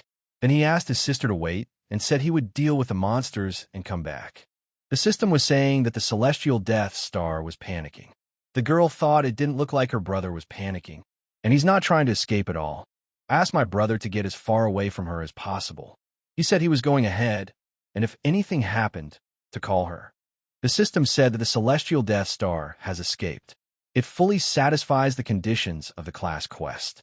The system says that the main script notification has been updated. One seat among the 7 holy thrones is now occupied. The girl asked sits on the holy throne. The president of the alliance thanked everyone for coming. He said that he was sorry to report this on an offline conference, but the alliance had run into difficulties. He said that the quest to capture Full How failed due to misinformation. As a result, many traders turned away, and the alliance was dealt a devastating blow. The man said that in response to such a loss, they had to urgently reduce the staff of the alliance. People are starting to say the economy is down because of the black monsters. It's a very difficult time for the president. He said that with regret in their hearts, they decided to continue the quest. The man doesn't know when it will happen, but once the quest is completed, everyone will be able to get upgrade points. The president said as soon as things get better in the alliance, he hopes to see them again under better circumstances. There are a lot of people who want to work there, cut where they need to cut, rip where they need to rip. Although the alliance's own losses have been reduced by reducing the number of personnel, we need to rebuild relationships with partners. Of course, this time the Chow site finished him off too, so the man can accept it to some extent, but once lost reputation is hard to regain. He realized it was a matter of life and death. Together with the directors, The alliance could only survive by pouring secret funds into eliminating that Chow site. The man realized he had someone to give the kill order through. As soon as he went inside, one of the men said he hadn't seen him in a long time. He asked what was the man's business today. The man replied that today was an assassination order from the Sarmak group. The president said it's a hassle, but Sarmak can handle it. The guy asked how much money he had on the order. He replied that 1 billion gold in advance. After a short thought, the guy replied that it would be done in 3 days. The president thought 2 top factions to kill the Empire Earth's Sarmak and the Black Flowers. Damn Chow site. He didn't know the man was affiliated with the Sarmak faction. It pains him to spend 10 billion on it, but he has no choice. The premium for his elimination is 7 billion, 3 billion less. Everyone will be able to get promotion points, so that's the best option at the moment. The system has alerted us to the safe zone. As for other losses with the staff reductions, they have cut pay, so it will offset the losses to some extent. The only thing left to do is to wait it out for 3 days. Suddenly, the president realized it looked like he'd been killed. He thought about something he hadn't even noticed. At what point did it happen? The system alerted him that he would remain in spirit form until he left the game. Suddenly someone approached him. He realized that that card was a sign of black flowers. He wondered why they were. The man said this is just the beginning. He's been given an indefinite death sentence. Bowing, the guy said that like a man and ordered. The order was placed by a grouping of black flowers. He must be dead by now. The man replied that, well, the current request is forcing him to make the move personally. The guy told the head that he could give the job to his subordinates. As soon as he saw that the head was furious, he knew he was done for. The head replied that he himself was going to fulfill the request he had received. Let the lad bear it in mind. The man thought that finally the moment had come. It had been 30 years since he had created the Sarmak faction in the name of absolutes. How many labors, how many dangerous days. But the long-awaited absolute ruler is not yet ready.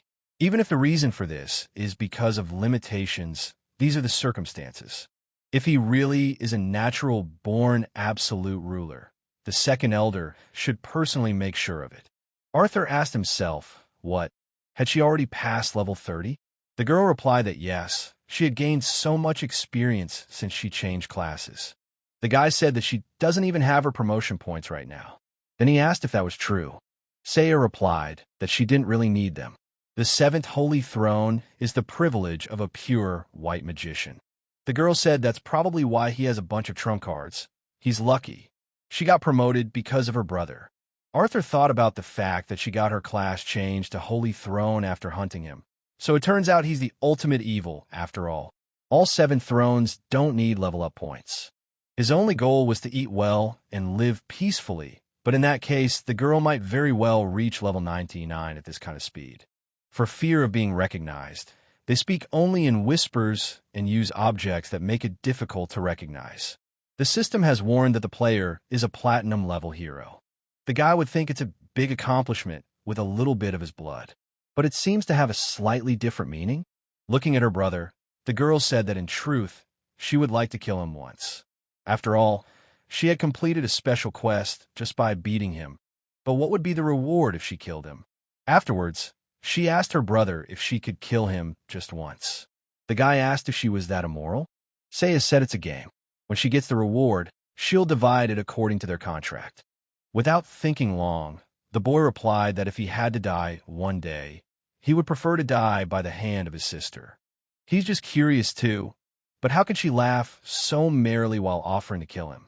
The system said that the girl had killed the black bear giant. The dungeon was completely cleared. Her brother ordered her to collect all the items properly. Characteristics, he said he definitely needed to level up because something was missing. He realized that he just needed to kill a few more mobs.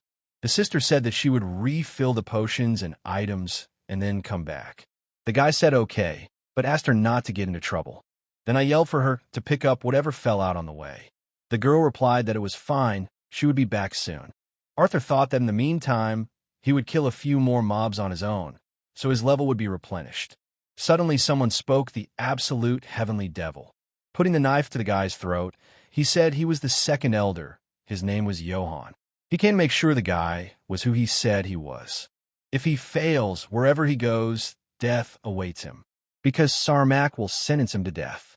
The system said that of the 12 heavenly devil elders, Johann was the best at launching surprise attacks from hiding. The guy must avoid the second elder's attack and earn his recognition. The guy thought that even though it was about the main subquest, it was also SSS. He feels like he could be in the center of a cataclysm right now. After striking him, his sister took the holy throne. This means that it is very likely that he could be the ultimate evil in this scenario. If all the saints sitting on thrones don't need level-up points like the sister, they will grow at a tremendous rate if they have superior abilities. And maybe some of them will even manage to get above level 90. At best, if he has to deal with the saints alone, he'll be balanced getting SSS level quests. Second, Elder Johann asked the boy to raise his weapon.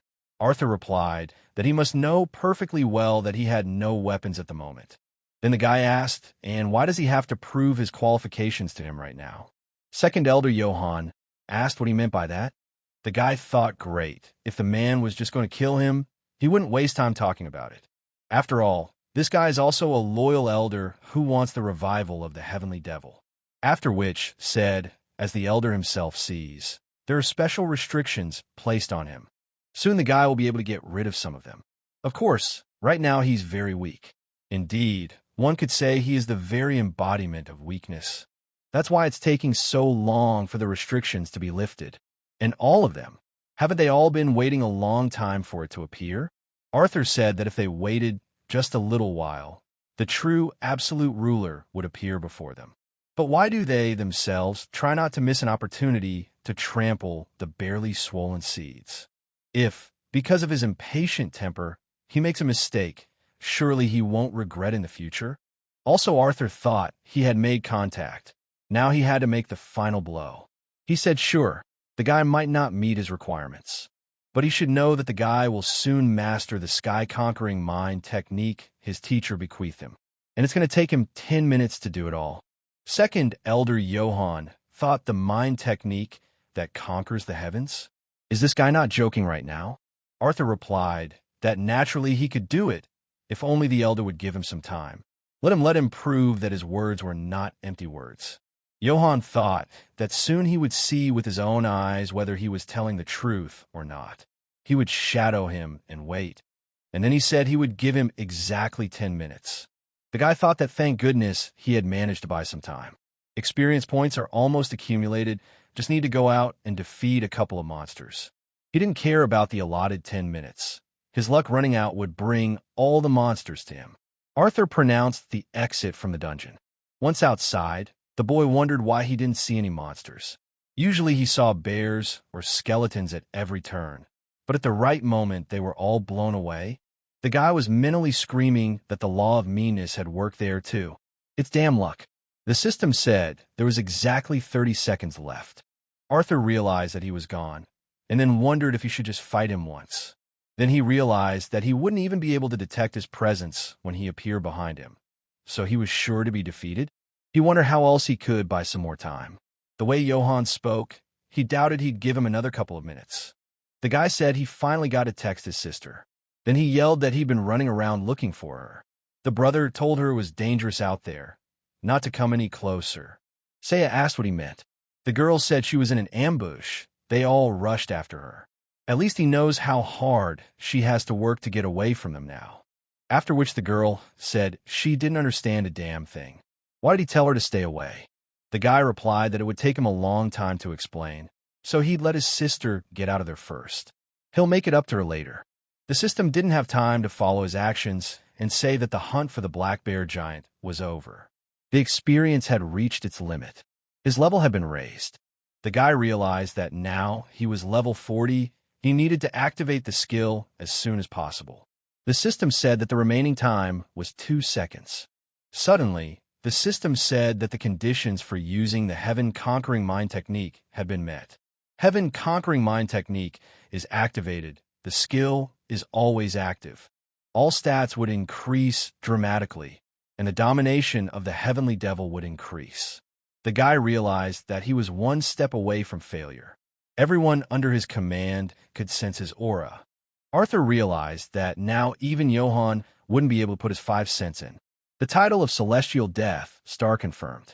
The system said that the ultimate evil was born.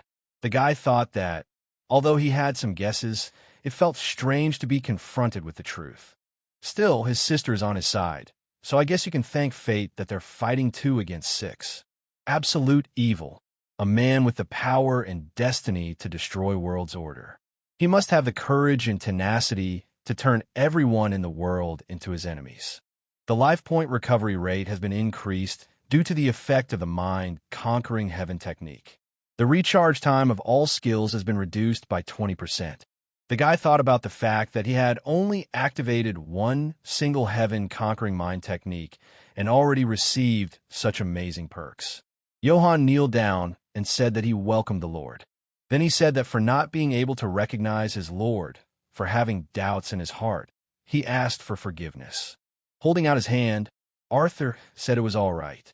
If he were in his place, he would have doubted it too. He was glad that Johann recognized him as his Lord. The system said that the guy had earned the recognition of Second Elder Johann. The quest to attack the Second Elder had been completed. Arthur thought that great. Now there was only one elder left. Arthur asked his sister ran away. Is everything okay? She said let her forget it. That's not the point. Did the brother see the notice that just arrived? It says the ultimate evil has appeared. The girl said that everyone said that it was necessary to quickly find out who was the ultimate evil. The guy replied that, by the way, thanks to her, his characteristics exceeded 100. Saya said she couldn't believe it. He said that from 99 he increased all his stats by 19 points. All because he just did a good job with his fists. The girl yelled that somehow all the stats went up by 19 points and he crossed the 100 milestone. She's so shocked that her heart is about to jump out of her chest. So she'll exit the game first. She realized that even though her brother was out of the norm, it was a bit much, wasn't it?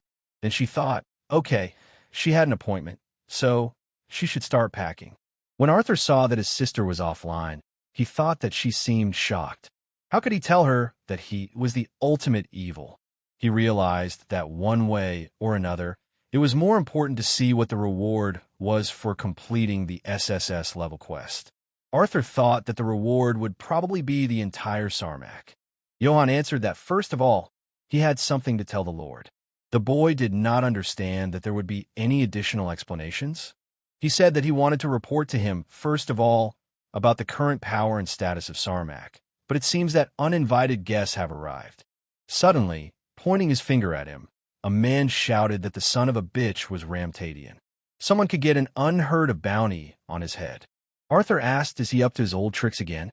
Those guys call him Ramtadian every time they see him. Aren't they sick of it yet? Arthur realized that with the activated mind technique, conquering the heavens, he could roughly sense abilities. He didn't understand what they were all talking about. It was the guy's first time encountering knights, but they are so low level, he was even a little disappointed. The man shouted, let him suddenly righted himself with his unit, but the guy in the wrong situation. After the blow, Arthur realized that the man had blocked him. Looking at him, the man said that the boy must be tired. After a knockout punch, Artur replied that he wasn't at all. The system said that he had killed a noble non-player character, and the absolute evil points increased by 2. The guy thought the mind technique was pretty good. A few moves and almost no effort at all. Looking around, he thought, and where was his reward for all the hardship? Suddenly, the guy heard someone say it was just great, turned around and yelled, who else is there? Tell them to come out now. Arthur asked, is he there to kill him too? Another bounty hunter? Said he looked a little like one. The man replied that he was not a hunter, but that he would kill him and make him his slave. Then Rafindel appeared before the boy's eyes. Calling Arthur a crazy bastard, Rafindel told him they hadn't seen each other in a long time. Then he shouted that he'd told him the guy was screwed now. The man replied that it was great that they would have all those dead bodies as a nice bonus. If the boy became his slave, he would be very kind to him. He immediately ordered all the dead soldiers to get up. Arthur asked what was this, necromancy or something. Guy thought it looked like this man had a hidden class. Usually, unlike the undead, such are brought back to life with their memories and egos. It might be undead, but even with mind techniques conquering the heavens, their abilities were definitely not measurable. He knew there had to be something out there. The man started screaming that the man was Ramtadian. The power of darkness has descended upon him. Now he dare not do anything. Let him die right now. Suddenly, Arthur didn't realize what had happened. The system said that he satisfied the conditions for the manifestation of the tidal effect Absolute Evil. The guy can powerfully control all products of black magic. A powerful aura of mind techniques conquering the heavens confronts the necromancer. The energy of the mind technique is very strong against black magic products. The man didn't understand why they weren't listening to him. Arthur realized that this was a body-snatching skill, akin to the ability to steal. Turning to the boys, he asked if they would listen to him. The guy said they pissed him off, so let them die back. Rufendel didn't understand how. Since the situation was turning out that way, should he listen to him too?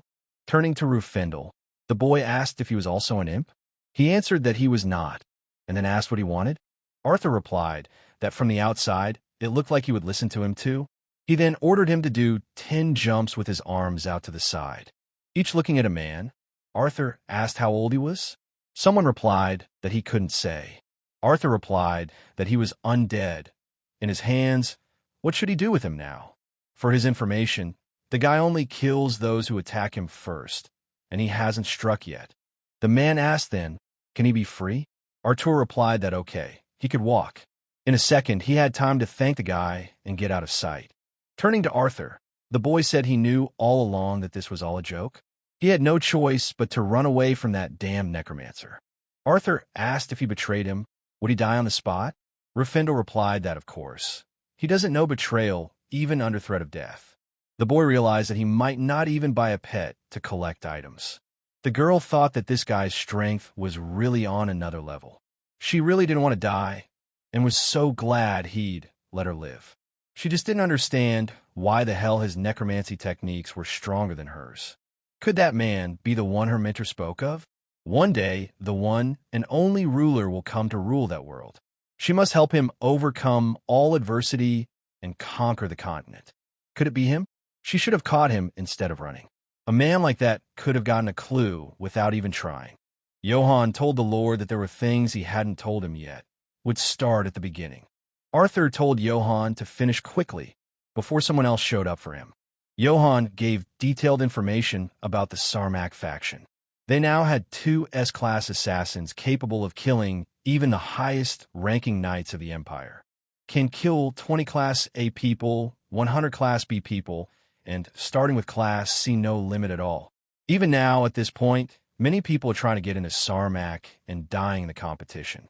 Also, Sarmak has ties to the power brokers of the Empire, involved in various financial interests, being associated with high-ranking nobles rather than low-ranking nobles like barons. Funds accumulated over 30 years of operation. Sarmak's operating fund is 2 billion and Johann's personal fund is 4 billion. Total 6 billion gold. And all this destined for the absolute ruler. The guy thought, wow, his personal $6 billion. Arthur said he understands his loyalty. First of all, let him make sure that the 2 billion won in the operating fund is kept as it is. I am as before, Sarmak is on it. There is no one more qualified, so he will lead it. Arthur thought he'd figure out what kind of place it was because he'd have to be able to maintain it too. Also, he said that the 4 billion they gave him would not only go to the Sarmak, but also to the Heavenly Devil Village. Everything will be used for the revival and development of the Heavenly Devil. Johann bowed and said that he would follow the Lord wherever he went. The boy was glad that Sarmak was in his hands, so that his quests and his life were getting better. Turning to the Lord, the boy said there was something else. He said that the 3rd Elder Rexer was very dangerous. Johann warned the Lord, but Rexer is different compared to him. He will attack without warning and even more deadly. Arthur asked if he was a murderer too. Johann answered that he is. Rexer is the head of the Black Colors. Looking into the system, the guy saw that the owner of the 1st and 2nd thrones had been confirmed. He figured whoever's on it, let them attack. The 7th throne is his little sister, and he's got Sarmak in his hands. The boy heard his sister's voice. He asked, is the meeting over already? Was it because of the busy first and second thrones? Saya replied that it's not that. It was really important. She had recently met a close friend there. Sitting at the table, the girl shouted to her friend Siesong that she was there.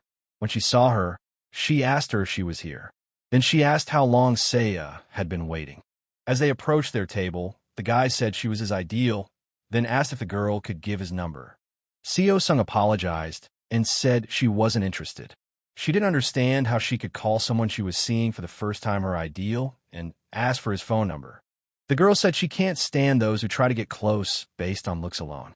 Saya replied that she was just beautiful, that you could fall in love with her at first sight.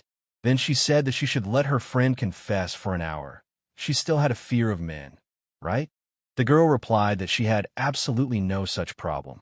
What kind of fear attack? Never had one before. A friend said she was even called the Ice Princess at the academy. If anyone I know saw her now, they'd be shocked. The girl asked how her friend was doing lately. Siesong replied that she would only share it with her. After the story, the girl said she was right to tell her. She thanked her friend for listening to her. Saying goodbye, the girl shouted for her friend to return home safely. Saya replied that she should be careful too. The girl didn't expect to be told something like this. What should she do? Should she do something as soon as possible? She decided that first she should get in touch with her brother. Arthur said something very important had been shared with her, so immediately after the meeting, she ran to campus and sent him a message. The sister was afraid that someone might overhear, so she rushed home to have a quiet conversation with no eyes or ears to hear. She said that's exactly what it was. Sayeth said honestly, but the information she received was unknown to a single soul. Could anyone have guessed that she would hear about absolute evil from her friend? To summarize, so far it has been known that absolute evil must fight the saints alone, but there are classes among the players that support absolute evil. And as he realized, her close friend, whom she's known for a long time, has a hidden class designed to support absolute evil. The girl said yes. The brother said that his sister had indeed obtained very valuable information, then asked if it was okay to tell him such important information that her friend had shared with her in confidence. The girl replied that they were soulmates, so her friend told her everything. But since the brother is the ultimate evil, he should naturally know about it. He immediately started to say he didn't understand what his sister was talking about. Exhaling, she said she was just pretending not to know so he could tell her. A guy had been training for 20 years in some strange place, then suddenly appeared out of nowhere. Black monsters appeared in every place he went. And it's important to note that she took the 7th throne after she attacked it. The girl isn't so stupid that she can't compare all these facts, is she? It wasn't that she didn't understand the situation he was in, but she was still a little upset. The guy realized he had nothing to say to her. Arthur replied that he assumed his sister would find out sooner or later. The sister asked if the boy didn't realize how stupid he looked. By the way, of course, she didn't tell her friend that he was the ultimate evil. She didn't tell her friend that he was the ultimate evil. He himself is well aware that if their information is released, their identities could be stolen, and then all efforts would be for naught. This situation, where the whole world turned out to be their enemy, because despite the fact that she is a saint, they are on the same side with him. After all, the girl has already become his accomplice. Anyway, the guy should meet her friend too. He thought that if it was true, he wouldn't have to fight the 7 saints alone from the beginning. Would he? His sister told him that Siesong was 19 years old. She had dropped out of the academy to study necromancy, and was now at level 14. The girl thinks he better use the mask from now on. If he is absolute evil, then he should hide from the Empire and alliances. Arthur thought it might be wise to be more cautious, considering how much attention he'd already attracted. He couldn't imagine finding a player who had become a necromancer at the age of 19. The guy realized that Rue Findle was level 50. There was simply no way he could be captured by a level 14 necromancer. Even if it was a hidden class, it was impossible, period. Seeing the girl, Arthur asked, was it her? The absolute necromancy machine? The girl asked, so it was about him. Was the uncle an acquaintance of her friend? The guy asked what kind of uncle? Does he look like a stunted old man? The girl then asked how should she address him? He replied that she could address him as soon as she wished. Then I realized she was a girl. But the way she spoke last time didn't sound like a girl at all. Seo-sung replied that she had her own reasons. Covering her face with her hands, she said that since she was a necromancer, she thought she should use a low voice. She didn't talk like that in real life. Looking at them, Seiya asked do they know each other? Was she the only one who didn't know about it? The brother replied that they had crossed paths once. Now he knows who his opponent was. Seo-sung replied, how amazing is it? Isn't it fate? Her friend said that the uncle related to absolute evil is a very important person to her. She wondered if he was the ultimate evil. But far more importantly, how did they meet in the first place? Arthur replied that he really is the ultimate evil. And Seiya said that she's like the younger sister of this uncle, and is also the seventh saint. The girl began to ask how could her friend keep something like this from her? Why share such important information only now? Seiya replied that whatever it was her brother's private information. She apologized for not telling, and for revealing the fact that she was a saint. She turned away and said that he was her best friend's brother too. She should have dressed better for such a meeting. The friend asked if it was that important. Turning to Arthur, the girl said that she usually looked very different. She paid a lot of attention to her appearance and never spoke in a tone like that. The guy thought about the fact that although his sister said she was a very beautiful girl, but he only sees a small child. Turning to her, he asked, realizing that wasn't the most important thing right now, right? Did she say she was supposed to be the ultimate evil? Did she get a quest too? The girl replied that it was exactly like that. Let her look at the scroll first. It was a legacy left by her teacher. When Arthur looked at it, he said it looked like a map. The girl said it was an inheritance left by her teacher. The boy realized that the map drawing and the marked destination were the same as the ones he had gotten from his teacher. Just looking at it, the connection to absolute evil is clear. We can assume it's related to the quest tied to the mind technique conquering the heavens. But the decisive thing is that drawing in the corner, it's clearly a sign of his technique. It's a pattern that symbolizes it, the black flame. The boy realized that the appearance of this sign could not be a coincidence. The girl wondered, so, is this true? Players who got SSS-level quests to help absolute evil? There was no way she was going to fight the saints alone, she thought. First of all, it is a class that aids absolute evil, and that they are weak before absolute evil.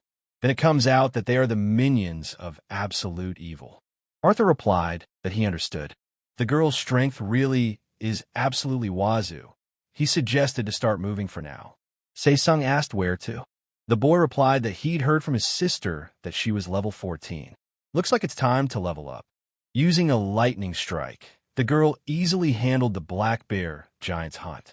After killing the black bear, Rufendel immediately, as Arthur's pet, ran after the artifacts. The guy didn't understand what had happened to him.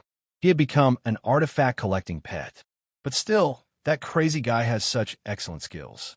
Healing, buffs, leveling up, and definitely its own rewards. Did he just think this was a life well lived? Arthur asked what the girl's level was now. After she said 19, he said he was going to go beat someone else up. Seiya asked if the girl still hunted alone. She said yes, because she didn't have much control over her skills yet.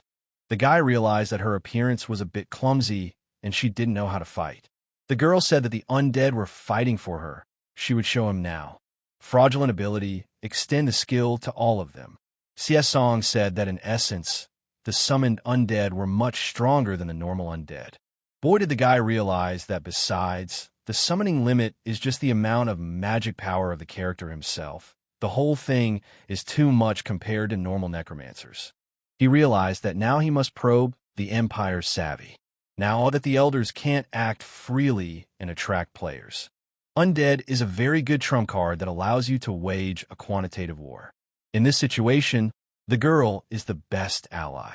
Currently, Seo-sung's quest is this task of exploring the same ruins that he needs to explore as well. But unlike him, who had to start at level 40 because he had to learn the mind conquering heaven technique, the girl could play right after level 20.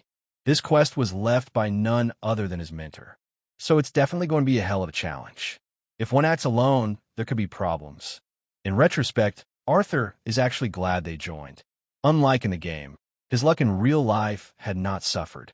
She hugged Artur and shouted that she had leveled up. Now she was already level 20. Thanks to him, she was growing so fast. The guy said that now that the girl had reached level 20, the quest would begin. The goal is Mount Carganus on the continent of Renia. The girls won't get caught, so have them go through the Imperial Teleporter. If they can, have them go ahead and gather information. And he and his pet Rufendel Chow sight. They'll catch up with them through the Union Teleporter. After that, the boys split up. Turning to the master, Rufendel asked if it would work. They're both full how after all. The guy replied that it wouldn't work, there was nothing to be done, so they were moving out. Traveling by ships and airships costs little, but takes too much time. In addition, various unforeseen situations may arise during the movement, so teleport is the best option. However, the teleporters the Empire runs are cheap and few in number, so they are all known to the recount. Unfortunately, the Chow site can't even use them. Most of the remaining teleports are run by a federation with full powers. In fact, large unions tend to monopolize management. The girl immediately asked the captain to take a look. He asked what was the matter. She replied that a Chow site was approaching. The captain saw that there were even two of them, whereupon he said he would stay and let them come in. Looking at them, the leader of the teleport control group said they had great guests. Rufendel told the guy he thought there would be no problem. Vladika replied that it should be fine, just let him do as he said. The guy said it's their teleporter that takes you north of the Carganus Mountains on the continent of Renia. Seeing the blue hair, the boy asked if he was Rufendel. Had he brought a minion with him? Suddenly, Rufendel replied that he had acquired him to pick up the falling objects. The elder had ordered him to do so he would not contradict himself later. The guy asked to collect items. Why didn't he take someone more suitable? This one looks like a tiny level. Rufendel asked what did he care? It's none of his business if he's tiny level, dirty, or whatever. The guy said okay, forget it. Anyway, they know the regular price tag doesn't apply to full how, right? He said the price for Chow sites like them was 30 million gold each. Rufendel said, what the hell is this nonsense? The guy replied that if they didn't like it, the way out was over there. Let them use the cheap Imperial portal. The boy thought that Rufendel knew perfectly well that there was no other way. He shouted, where did you see that? Do I have to pay 30 million for bus fare too? Arthur thought now he's using a low-level gimmick. Will he raise the price a little more? Suddenly he heard a whisper. The guy asked if he'd had enough of this nasty pet life. He doesn't know how it happened, but he can help him if he does as the guy says. Arthur thought this is what he was like, the leader of a big alliance. He wondered if it would happen, but he didn't expect him to bite so easily. He immediately made a pitiful face and started saying, please let him do something. If only he could get out of that doggy pet life. The girls were happy that they had finally arrived. Seo-sung said that the teleporter was so fast. She wondered how the uncle was doing. She had heard that ordinary teleporters extort a lot of money from full how and sometimes followed it up by giving it to them. The girl replied that she shouldn't let him worry. Se-sung asked, nothing she keeps calling him uncle? Honestly, don't think he's really an uncle. Saya replied that she could call him whatever she wanted, it didn't matter. After apologizing to the girl, the friend said that they seemed to be in a lot of trouble right now. The girl said she was looking at the map and didn't know where to go. Saya replied that it's okay, she knows the way. His current level is 40.5. This is a low level for a battle with the leader of the Hellenic Alliance. The reason why he performs his so-called favorite job as the leader of the teleport control group. Because his aunt was one of Alan's board members. Eve life was truly a win-win situation. Starting with Ellen, regardless of talent and ability, he always had good positions and quick promotions. He lived his life thinking that having good parents and relatives was entirely his ability. One naive loser. He seems to take his word for it. The guy lives, don't know the future of being taken advantage of and living in the gutter. That's what he probably thinks of him. How obvious. Arthur immediately told Rufendel that he was now trying to give it to him, talking the guy into a deal. He told me to pretend nothing was going on. First let him say he was going to teleport, and then let him win a reprieve, order him to dump 60 million gold. Then, as soon as they leave the safe zone of the teleporter, Arthur will strike. Rufendel asked him what was going to kill him. The guy replied that he had one good skill that did 0 damage, but first he needed to run a teleporter. He thought that could it be said that 0 damage was a good skill? Rafindle immediately asked the pet for 60 million gold. The system warned that they were leaving the safe zone. Eve told him to launch an attack. Just let it make a ruckus. Arthur told Rufindle to stand by. He started yelling that he wasn't going to bend under him anymore today. Then he whispered for him to act surprised and angry. After the alleged blow, Rufindle asked how dare he? He whispered that he was about to strike. The guy had put a buff on him, so let him fight heartily. The man said that just in case, have them put anti-magic on him so he wouldn't use the surge. He thought it looked like Rufindle had taken 60 million gold from him. This guy served as his warehouse, conveniently enough. Then he said that was the end of his role. He realized that this guy was also a full house, 100% chance of dropping items. The attacker yelled for Arthur to die. From the blow he had received, Eve didn't realize what else it was. What was wrong with his fist? Was that guy really a martial artist? He realized that his stamina wasn't reduced because of something like this. There was no notification that he had been debuffed. Was the guy still reading his agility characteristics and not his attack? There was no way he could explain it otherwise.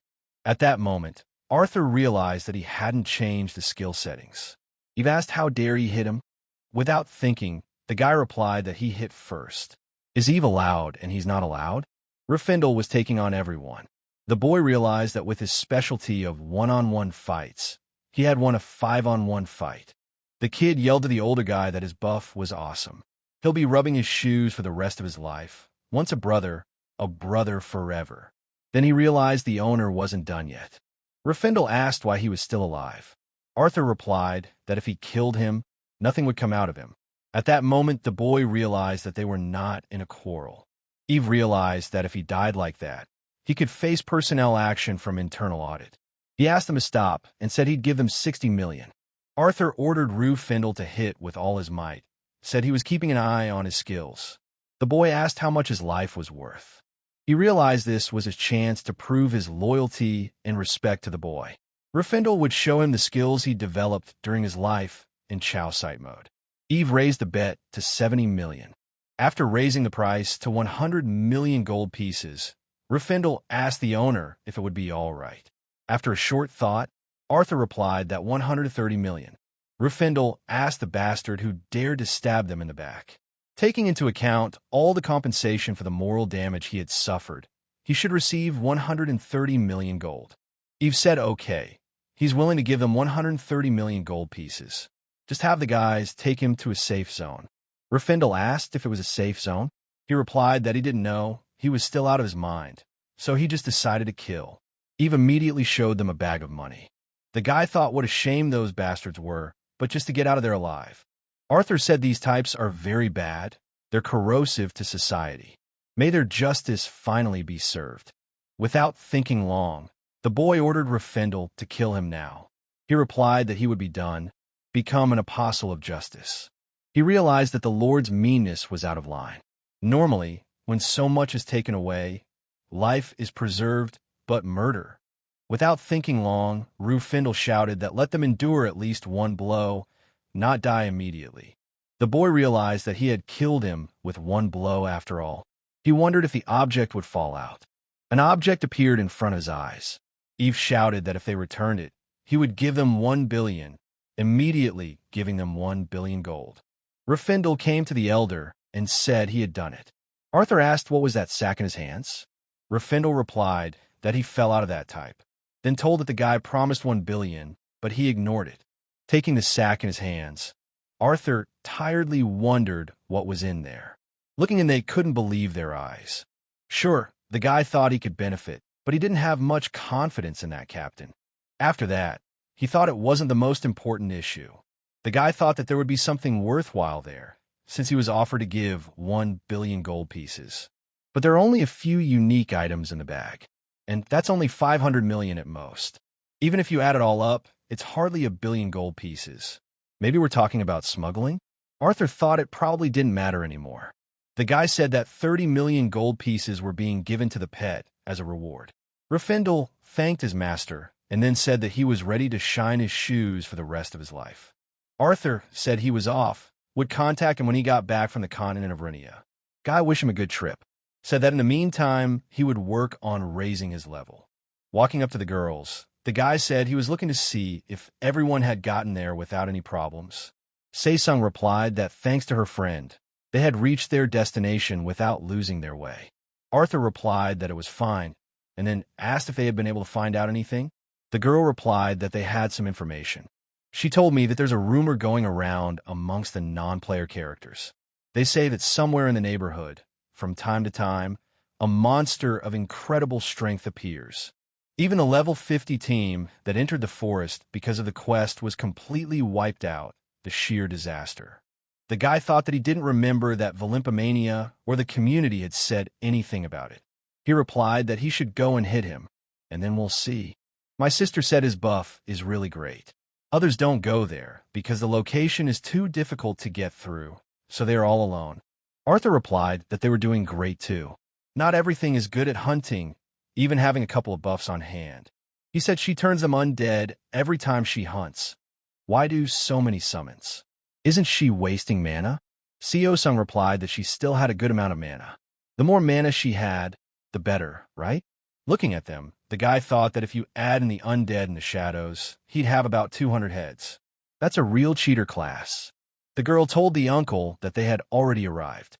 The guy asked her if she knew how to use maps. The girl replied that without a doubt, it is definitely there. Se-sung said that it was a steep cliff. The boy thought that they shouldn't say that they had to climb up to the top.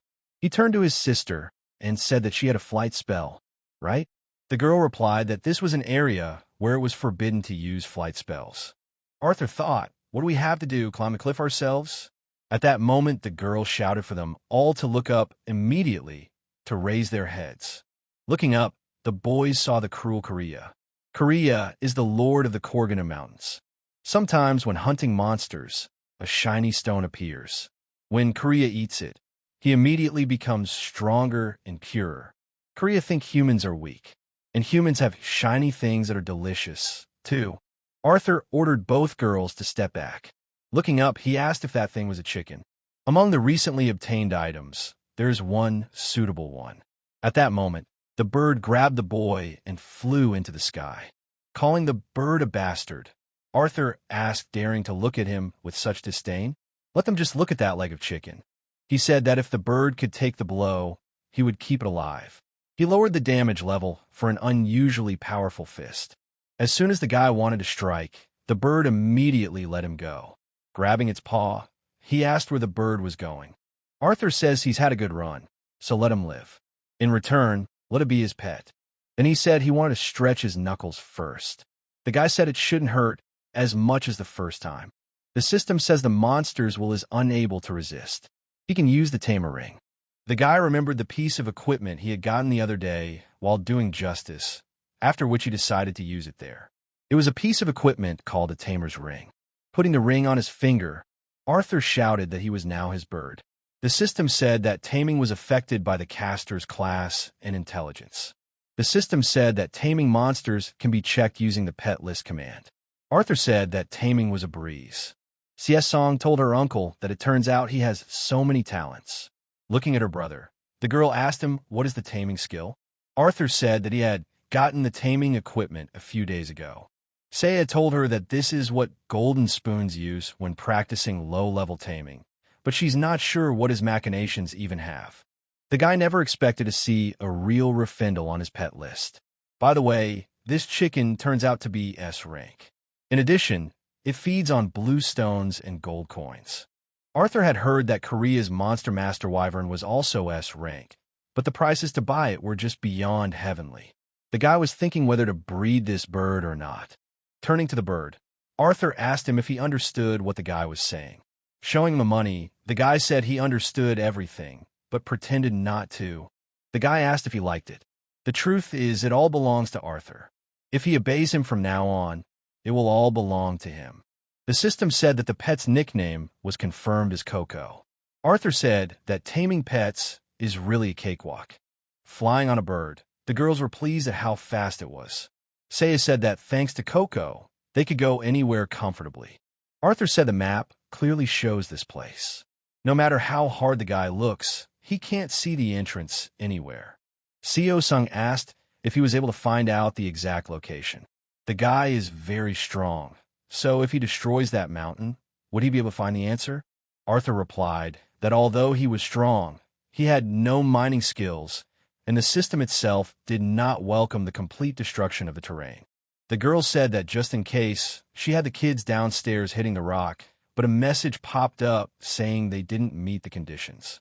Arthur ordered everyone to hold on tightly to Coco.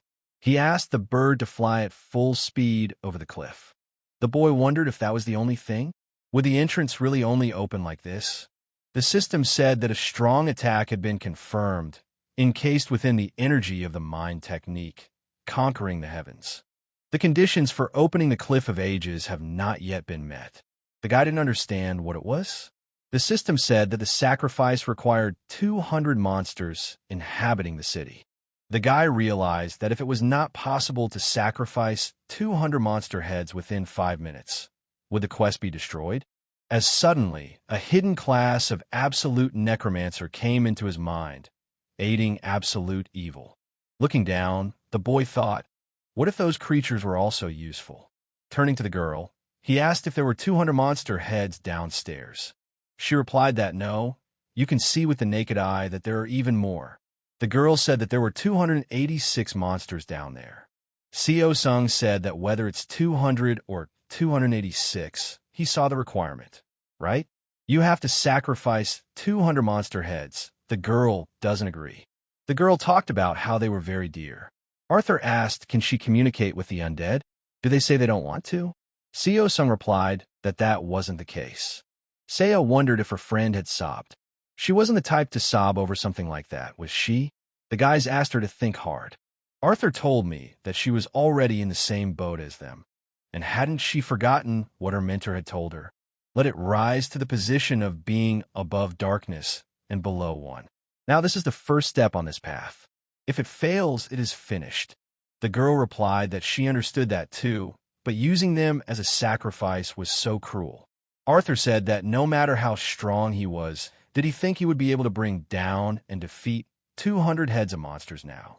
The girl understood perfectly well that the uncle's words were true, but he was suggesting that she sacrifice those little ones with her own hands?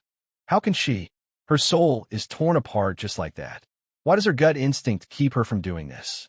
The guy only speculated, but it seems one of the side effects of the hidden class is developing a close bond with the undead. The sister said that the girl did not usually behave like that. Perhaps she had some reasons of her own. The boy replied that there is nothing to be done. However, they had no other choice. He said that if she wasn't going to help them, their paths would part there too. He would not cooperate with someone who was stuck in their own thoughts and unable to do what was required of them. Not anymore. She has to make up her mind. Either she sacrifices them and stays with them, or she goes her own way. Realized that she should go along with her uncle. Seo-sung replied that it was fine. She would make the sacrifice. The guy said that this decision was not easy for her, but he is grateful. The girl said that being an absolute necromancer, she sacrifices 200 heads of undead. The system said it was a basic healing skill. The guy realized that it seemed to be a side effect of the hidden class. Let it be patient for a while. The system said that an important decision was made for the greater good. They respect the ultimate necromancer for making a great decision while enduring the pain of heartbreak. 200 undead heads consumed as a sacrifice to open the Cliff of Ages. Calming the girl down, he said that she really had a hard time. Should he use the healing skill again? Seo-sung replied that she was fine. The girl thought it was amazing, and the characteristics had also increased significantly. Grabbing her brother, the girl began to shout that just let him see how pale his friend is. Now she feels that everything is safely resolved because she listened to her uncle's words. The system said that the gate of the Cliff of Ages had been replaced by a Celt heritage. The guy told the girls they have no idea what lies ahead. Tell everyone to be extra careful. He said it looked like an underground cave. Then he asked if everything was all right. Looking around, the girl asked if this was the right location. The brother replied that it had been said about the Celt heritage. Even if he tried hard to forget, he wouldn't be able to. Arthur told me that the mentor who taught him was called Celt. Since it was a legacy left by that vile old man, there was a good chance they were going to go through hell. The system said it was checking to see if they were eligible to receive Celt's legacy. Absolute evil must destroy the 7 holy thrones. Therefore, absolute evil needs powerful helpers. All 3 powerful helpers are being tested. If he fails to get the consent of the assistants, his account will be irrevocably deleted. Arthur realized that the quest was designed with the assumption that it was impossible to take a step back. The training the guy had spent 20 years doing. The meeting with the heavenly devil elders, it was all one big scenario. Everything is straight to the point, and essentially, it's about one of Olympus' main scenarios. From the very beginning, he had nowhere to retreat to, nor did he intend to. Even Olympus is just a game, and he'll make a complete sweep with it. The guy said they don't know what might come their way. They could be in danger. Then he asked the sister if she'd gotten the notice to become a deputy. Saya replied that it came to a point she went there, trusting him completely, so she gives her consent. Looking at the second girl, the guy asked if she got the notice too. Seo-sung replied that she was also willing to be his assistant. While watching his pet Coco, the guy emptied out a bag of coins. He said there were 8 million gold coins, and then asked Coco if he would obey him, right? The system congratulated the boy. His right to enter the Celt legacy was confirmed. The portal to the Celt legacy test has been prepared. Arthur says he has no idea what clues they'll get, but he confirms the entrance. The man said he thought the situation could be resolved without too much fuss. From now on, let it be careful not to be too greedy. Calling them damned beggars, Eve shouted how dare they deceive him, Rafindle and the scum staggering along with him. Who would have thought it would turn out to be Ramtadian? Now he knew it was Ramtadian, so he was even glad of this coincidence. The guy touched someone he shouldn't have. Already, over 700 people have asked to share the quest. He must capture him alive and return the bag. Eve's phone rang. Picking up the phone, he asked what was wrong. The guy said he saw that a man had posted a quest for Ramtadian and decided to call him. He talked about becoming the one to occupy the first holy throne. Luckily, he succeeded, so he could help him get revenge. Said he'd catch Ramtadian and bring it to him. The voice said that the boy had entered Celt's test area. Looking around, Arthur said, so from there, they'll be traveling to the target separately? Hopefully, everyone would get through the test safely. Looking at the huge bird in front of him, the boy thought, is this the teacher's verification test? The system said that the hunt for the 3-legged crow was successful. He got 90,000 gold coins. The experience had reached its limit. Looking at the crow, the boy said it was weaker than he thought. It was the same 3-legged crow he had seen in the line special zone. The current encounter suddenly reminded him of the old days. The boy remembered his teacher's words about being strong. This is the path to becoming the strongest ruler in the world. 20 years ago, his nature was filled with one single thought, to make the guy the perfect ultimate evil. Nevertheless, if it was that difficult, everyone would be able to handle the sweep without a problem. The system says he's been upgraded. Using a lightning strike, the girl was successful in hunting the giant bat. Her level had been raised as well. Siesong stood aside while her servants hunted the knights. Her level had been raised as well. The girl immediately summoned the undead to her side. The girl thought a death knight sounded so cool. It was great that she had gotten there. She would always listen to the uncle's words from now on. Coco had a successful hunt for a poisonous earthworm. As a reward, the bird received a blue stone. After gathering everyone in one place, the system announced that Celt's verification test had been successfully completed. Artur said he was watching, and everyone made it through the challenge safely. The girl said that it was cool, because they had gone up one more level. The system said that the main test prepared by Celt was opening. The guy immediately told everyone not to relax too much. He told the girls that they might be separated again. As they had done earlier, don't let them panic. Suddenly, he heard a voice. It was great that a student could get there. The master said that the fact that he is there speaks to his becoming a great absolute evil. Se-sung asked if it was a hologram. Arthur replied that they were now seeing a hologram of his late teacher. The man said that he was able to get to such heights because of his plan. He was the one who recognized his talent and trained the kid. The kid said he thought they'd never see each other again. What was he going to tell him now? The teacher asked the boy if he had already been recognized by the elders to some extent. He knew that he was not wrong about him, because he has the ability to carry everything he needs to the heavenly devil's lair. Without this ability, everyone in the village would have starved to death long ago. Let his disciple lead them to the light. If he succeeds, the heavenly devil will live again. And the teacher has no doubt that one day he will overcome everything and conquer the continent. The guy thought of updating the quest. Now everything was crystal clear.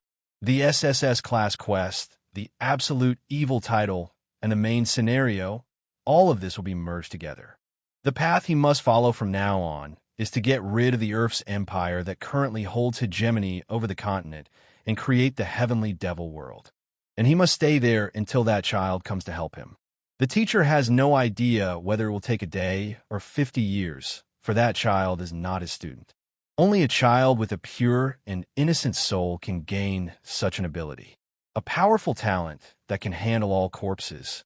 If that child meets him, he will make a great contribution to the conquest of the world. Anyway, wishes him luck in his wait. The system told the guy to wait for the arrival of a special class of absolute necromancer, conditions being checked. The sister asked if they should stay and wait. Arthur replied that not really, if we're talking about an absolute necromancer. It's Say's song after all. Is there anyone else besides her? The system confirmed the presence of an absolute necromancer. The girls were glad they had gone there all together. Arthur thought that although he was glad it was over so quickly, the place was made in such a way that the girl couldn't have gotten there on her own, no matter how much time she spent trying to get in. Without her, the guy would obviously spend his life there, rotting away like a forgotten plant. The system said Kelt's legacy quest was complete. The guy thought the reward was amazing. The red stone, it's worth 500 million won. He won't have to worry about money for a while. Plus, he's got 2 boost points and 20 characterization points. And he's got 20 points to invest. The sister immediately began to tell Arthur that she had received the red stone. The guy replied that it belonged to her. A girl shouldn't share it with anyone. Saya asked her friend if she got the red stone as a reward too. The girl replied that no, she didn't get it. But she told me that in return, she was given a boost and unlimited mana. So now she had another good skill to add to her piggy bank. She said it's a reduction in life point expenditure when she summons the undead. Right now, the reduction in consumption is about 50%, but if she continues to raise her level, it will reach 100. The guy thought that even though she was saying it like it was nothing, but in fact the girl was already capable of controlling an army of undead without spending any life points. The system said that Coco's rank was increasing and evolving. Looking at him, the guy said, "What does that mean? He's getting a reward this way?" He thought that from the way Coco flaunted himself in front of the ladies, it was clearly a male. Arthur realized he'd been distracted, and it was time to get back to his bonus performance points. He needed 20 points to improve his mind technique, and the reward came in handy. In any case, its base characteristics are currently locked to allocate points between them. No matter how you look at it, the reward was clearly prepared to improve the technique of the mind conquering the skies. First Holy Throne told the guy that during their hunt, the guy's trail went missing somewhere in that area. It's only a matter of time before they find him. They don't care how strong Ramtadian is. There's no way he can escape from such a trap. Suddenly, they all saw something coming out of the rock above. They saw that it was a huge bird, and Ramtadian was on it. At that moment, the guy realized that he had pumped up the characteristics again. His sister asked him why he was so happy. Artur answered that he just managed to raise the characteristics a little more. Seo-sung asked seriously, "But weren't his stats originally high?" He said that it was, but after passing the test, it was raised by another 10 units. The girl began to say that when the characteristics are approaching the number 70, to raise them by 1 unit, you need to spend 5 points. Does he have any characteristics that have already passed the 100 unit mark? The system said they cleaned up more Celtic heritage. Arthur said it looked like they were done there. The final prerequisite for passing Celtic Legacy was the enhancement of the mind conquering heaven technique by a player recognized as the ultimate evil. Arthur said they'd sorted out the quest. Now maybe it was time to take a brief look at headquarters? Suddenly, his sister told him to look down. Lowering his gaze downward, he asked what's up there. Could it be bounty hunters? Why are they crowded up there? Then I realized that the whole quest for Ramtadian was now in full swing. In a whisper, the sister asked what to do. Wouldn't it be better to just run away? The boy replied that maybe that would be the right thing to do. Suddenly, Musuk appeared behind the boy. Calling the boy Ramtadian, he said he was glad to meet him. Arthur immediately ordered the girls to put on their robes and not to move. The guy said he's been pretty good at running from the law so far, but today will be the date of his death. Watching him, people said it was crazy to see him floating in the sky. Now Ramtadian is definitely finished. Looking around, the boy thought it was great that all the cameras were pointed at him. If he could get the Ramtadian quickly, he would make a lasting impression on the public. And then he would have the favor of both player and non-game characters in his pocket. He apologized to Arthur, then said he had to defeat him. Now that the world forces had all their attention on his person, he would definitely defeat the absolute evil lurking somewhere on the continent and make the Divine Star the strongest big alliance in the world. The elimination of Ramtadian is the event that will be the starting point for this journey. Musuk said that if he had seen the news, he should know that the guy is the director of the Divine Star Alliance, and seated on the first holy throne is a purple gladiator. The guy recommends him not to put up useless resistance. He didn't even have time to speak before Coco grabbed him and threw him back a few meters. The people downstairs didn't realize what they just saw. Did this guy really take a bite out of the pet? Is there really such a strong pet? Musuk doesn't understand what's going on. That monster has a level 70? The guy was too careless. Nevertheless, it wasn't a level he couldn't handle. Arthur asked the purple gladiator if they're still alive. We'll only say one phrase. If he doesn't hit first, the guy won't touch him. The guy thought he'd try to swing his fists anyway, since things had turned out this way. Musuk told the guy that he'd pissed him off, so they'd finish him off right away. Eve replied that all he'd been talking about a few minutes ago was getting arrested. He said he was just giving him notice. The reality is that even the leader of the Grand Alliance, Ellen, cannot contradict his words. The guy shouted that someone out there was too arrogant. He would show him the power of the first holy throne, the power to deal with more than just some lousy pawn. Seiya asked her brother if they could fight too. With their help, he would defeat him much faster. Arthur said no, let them stay out of it. Their faces might be hidden under their robes, and their presence barely perceptible, but there was no denying such things as their atmosphere. They could be tracked right away. Especially his sister occupying the seventh holy throne, it was still too dangerous to engage in this kind of fight. Arthur himself has changed dramatically. This is a situation where the director of a large union is attacked, but he doesn't feel the least bit intimidated. The boy replied that he would see how long he could be so bold. Arthur thought that he had heard somewhere that Musuk was a very proud guy. If he killed him, would he essentially be declaring war on the Divine Star? Razum is the ultimate evil. He's going to have to cross swords with him one day anyway. The girls told him that the perimeter of coverage was too large for evasion. Let him be careful. The guy replied that he had everything under control. He realized that bastard was weaker than he was. Now, make him totally evil. He won't run away again. The system says the fire armor is broken. The special skill of the spirit necklace, spirit protection, has been activated. The Repethan pendant heals its wearer. The ring of Garshan creates a barrier that protects its wearer. Arthur was surprised that he had survived, though it was clear at a glance that he could defeat him with just his characteristics. The boy was curious to see his skills after all. Musuk shouted that he was pretty good. The guy realized that he was being reckless. He should be on guard. Arthur asked, is this really all that the first holy throne can do? He's like the director of the Divine Star, but there's nothing to see. Enraged, the guy shouted how dare some lowly full-how look down on him. The guy said okay. Since he wanted to, he would show him the real power. Then he shouted an explosive fire flower. Arthur turned away sharply as the heat reached him. His life points seemed to be decreasing little by little. Apparently, he was attacking at his limit. It seems to be some kind of berserk mode skill. The guy immediately shouted to Coco to protect the others well. People didn't understand what was going on. Was that a skill too? Arthur shouted that it looked like it was time to test the stamina of the first Holy Throne once. The director summoned Jang Song to him. He ordered him to take control of the media immediately. The world's public must not be allowed to know what happened today. The guy thought it would be a little tricky. After all, once materials are uploaded to the internet, it's almost impossible to fix anything. The guy replied that at least he would make sure that the director's death scene wasn't leaked to the public. Moosuk replied that he wasn't dead at all.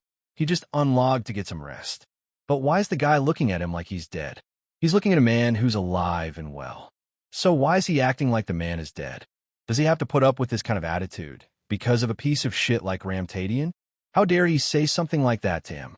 Have him order the office to be put in order. The guy replied that he would arrange everything now. Then he added that while society is in a great delusion, vested interests overlook too many uncompensated units. Everyone has slowly started to forget that the world works because of top users like him. In a few decades, this world will be reorganized, so that never again will there be someone who can rise up unexpectedly, as has happened today. He spoke of how the era of the strong, caring for the weak would end in his generation. Arthur asked how they would be on the spot in no time. Then he said how lucky he was to have Coco. The guy said he's watching. Is he in a great mood because it's just the two of them? Is it because it's easier to carry one person on your back than three?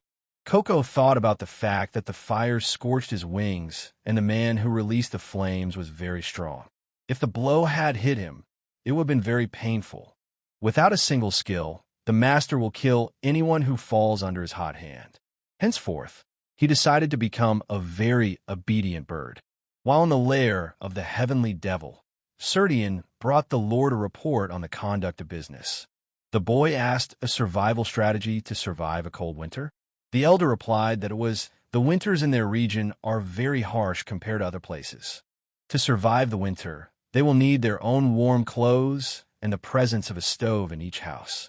The current population of Heavenly Devil Village is around 800 people. It was estimated that they would need 800 million gold coins. Arthur was curious to know how they had survived the winters before his arrival. After all, that's 800 million gold coins. The amount of money Johann and his organization alone has dedicated to him is 4 billion, so investing 800 million isn't that much of a problem. The guy said that this business report made for the welfare and revival of the Heavenly Devil. Let him not worry about the sum of money and use it as needed. Serdian was not confused and asked then could they procure more expensive and better quality items? In that case, the total amount would be 1,400 million gold coins. Arthur said, so be it. The elder asked if it was true. Then he would tell everyone of their ruler's generosity. The guy thought all was well. He had finally reached level 50, and now that the restriction on hunting grounds was lifted, he would have the opportunity to earn a lot more. Rexer asked the guy first asked him to meet. How unexpected. Johann replied finally, he showed up. Like he said, in normal times the guy would never have offered to meet him first, but now the situation was a bit different. He replied that there's no arguing about it. The guy came to talk about absolutes. Johann said that he felt the energy of his mind techniques conquering the heavens. Didn't he meet the minimum requirements to become their absolute ruler? The boy replied that you could say that he did. But as he himself knows, the three elder is not going to serve a lord who is weaker than he is. Rexer said that Johann had worked so hard to create Sarmak. He also traveled a thorny path to create the Black Flowers. But what if the truth lord who will lead the Black Flower House is weaker than him? That will never happen. Johann asked the third elder could really overpower him. He is now. After all, before the boy could finish speaking, Rexer asked, shackled by a few inhibitions. Of course, he knows about it too. The elder is on standby for now, but gradually his patience is coming to an end. And other elders who have not yet joined them feel the same way. They cannot wait forever. Johann replied that his thoughts on the matter were different from his. The guy said that he seems to know about their lord being restrained by inhibitions. But is he aware that he's even stronger this time around? Now he could well fight the elders face to face without any equipment, for he was no longer weak. Now he is the only person who can bring things from the outside world there. The third elder replied that he recognized this argument. Johann added that the overseer had said that this time he would provide the residents with winter clothes and tools. Rexer replied that no matter how you look at it, wasn't it all done with money from the Sarmak organization? The guy replied that he voluntarily gave the Sarmak funds to the ruler, and he never wastes money. All the expenses and affairs of the ruler are related only to the heavenly devil. He is glad, however, that he was able to contribute to his limitless potential. So let him wait a little longer. Their ruler has a definite plan. He will definitely go to that place to get more military funds.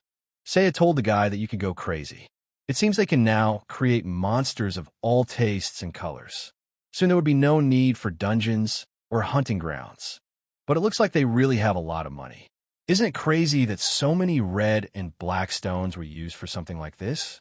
Afterward, she said her brother had some kind of lame reaction. He smashed the first throne to smithereens, but no one remembers that anymore. Arthur replied to make his sister think twice. Would that goon be happy to make absolute evil too well known? Besides, now you'd have to pretend to be someone who makes monsters himself. Let the girl stop being too bold. If she manages to get in touch with the other holy thrones, that would be a good thing too. Come to think of it, the monster generator has a profit margin of like 30%. If the heavenly devil had something like that, thinks the village would be able to revitalize the ecosystem while remaining self-sufficient. Seiya replied that anyway, what's his next goal? The guy replied that it was a river flowing through the sky. The girl asked, he's joking, right? There really is nothing wrong with the red stones. That's why the divine star monopolizes those lands for research purposes and keeps a tight grip on them. Exclusive high-level hunting grounds on the continent of Centennia, a river flowing through the sky. Due to some monsters, many Alliance members go there to ensure a steady supply of red stones. So the guy decided to take Zeta, a sixth elder specializing in extensive magic, with him. Having made a firm decision when he awakened a true mind technique that conquers the heavens. He doesn't intend to boast that he is an absolute evil, but at the same time, he doesn't intend to hide it. Arthur motioned for Zeta to stay near him, activating the visibility cloak. He whispered to the boys, asking if everything was all right. Rufendel told the elder that his undead state would soon be removed. Even if he stopped being undead, he would still be allowed to continue walking with him, right? After the strongest lightning strike, Rufendel said he felt incredibly strong. The energy was overflowing. He told the elder that compared to last time, the boy had become much stronger. The stats alone had already increased by more than 20 units. Absolute necromancer abilities have evolved to the next level thanks to the Celtic Legacy reward, which applies not only to monsters, but also to players. The girl suggested traveling in groups of 2. As soon as she and Rufendel reached their destination using the portal, Sies Song would go next. That a full how is arriving. They asked who the crazy bastards were. Then they realized they looked too familiar. It was dark energy and no objects in company with a giant eagle. The man ordered everyone to prepare for battle. Rather, let it be with the main office. Then they were ordered to keep their distance, saying let the guy use the portal. Let him approach the portal in peace. Arthur didn't understand why they were acting like this. Ruffendow replied that they seemed to have realized his power. The boy thought, could it be because of that video? At this rate, both Seiya and Saesung will reach their destination without any problems. Since that guy is the director of the Big Divine Star Alliance, it means that the Alliance members should be aware of what happened. As far as he could remember, at first all players could use the portals without any restrictions. But at some point, the big alliances announced that they were taking them under their control. Is it right that they are operating portals that have existed naturally since Olympus appeared? The guy asked what other orders had come from management.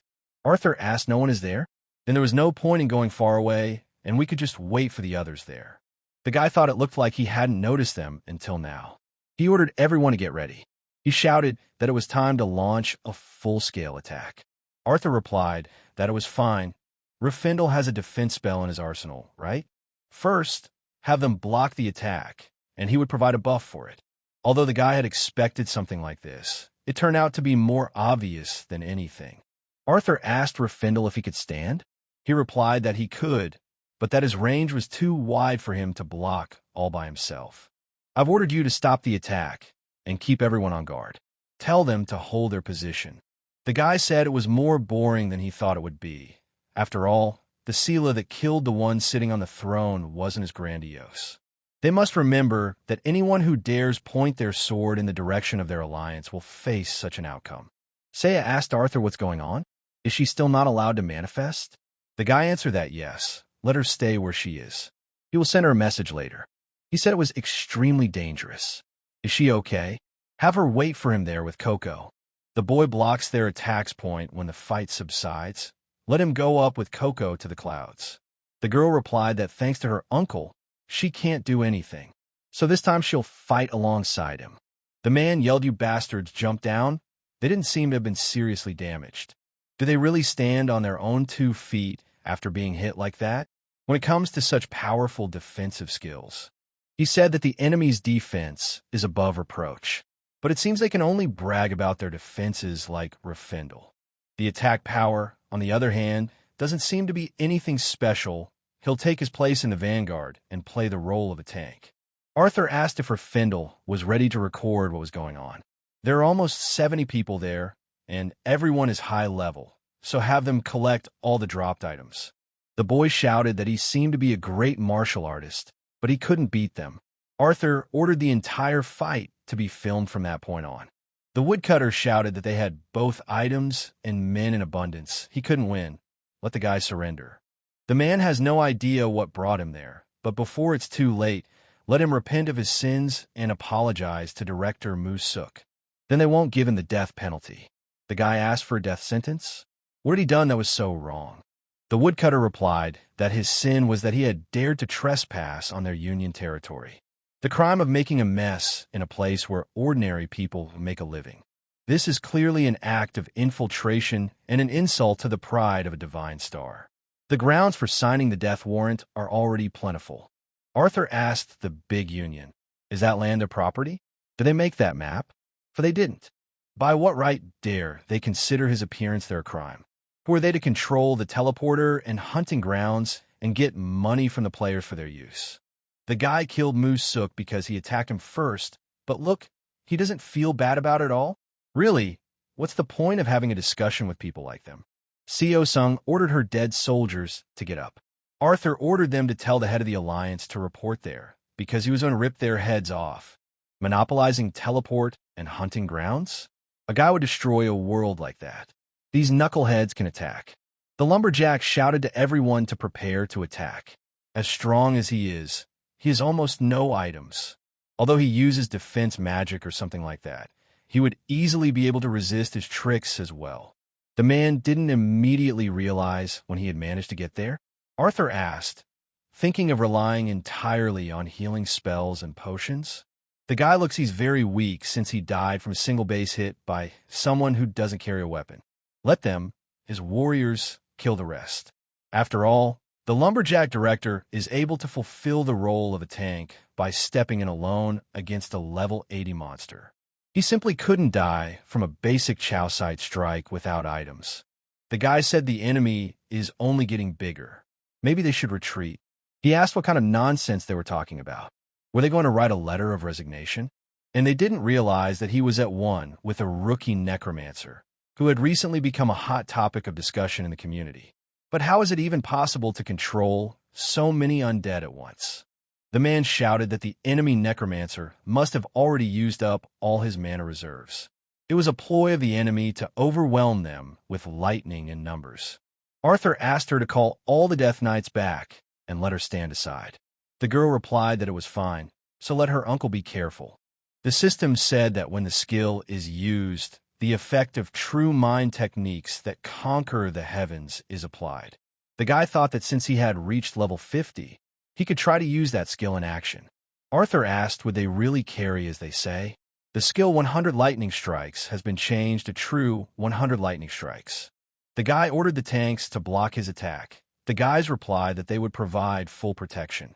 Suddenly, they realized that they all died in one blow. Arthur motioned for the girl to order the Death Knights to begin the offensive again.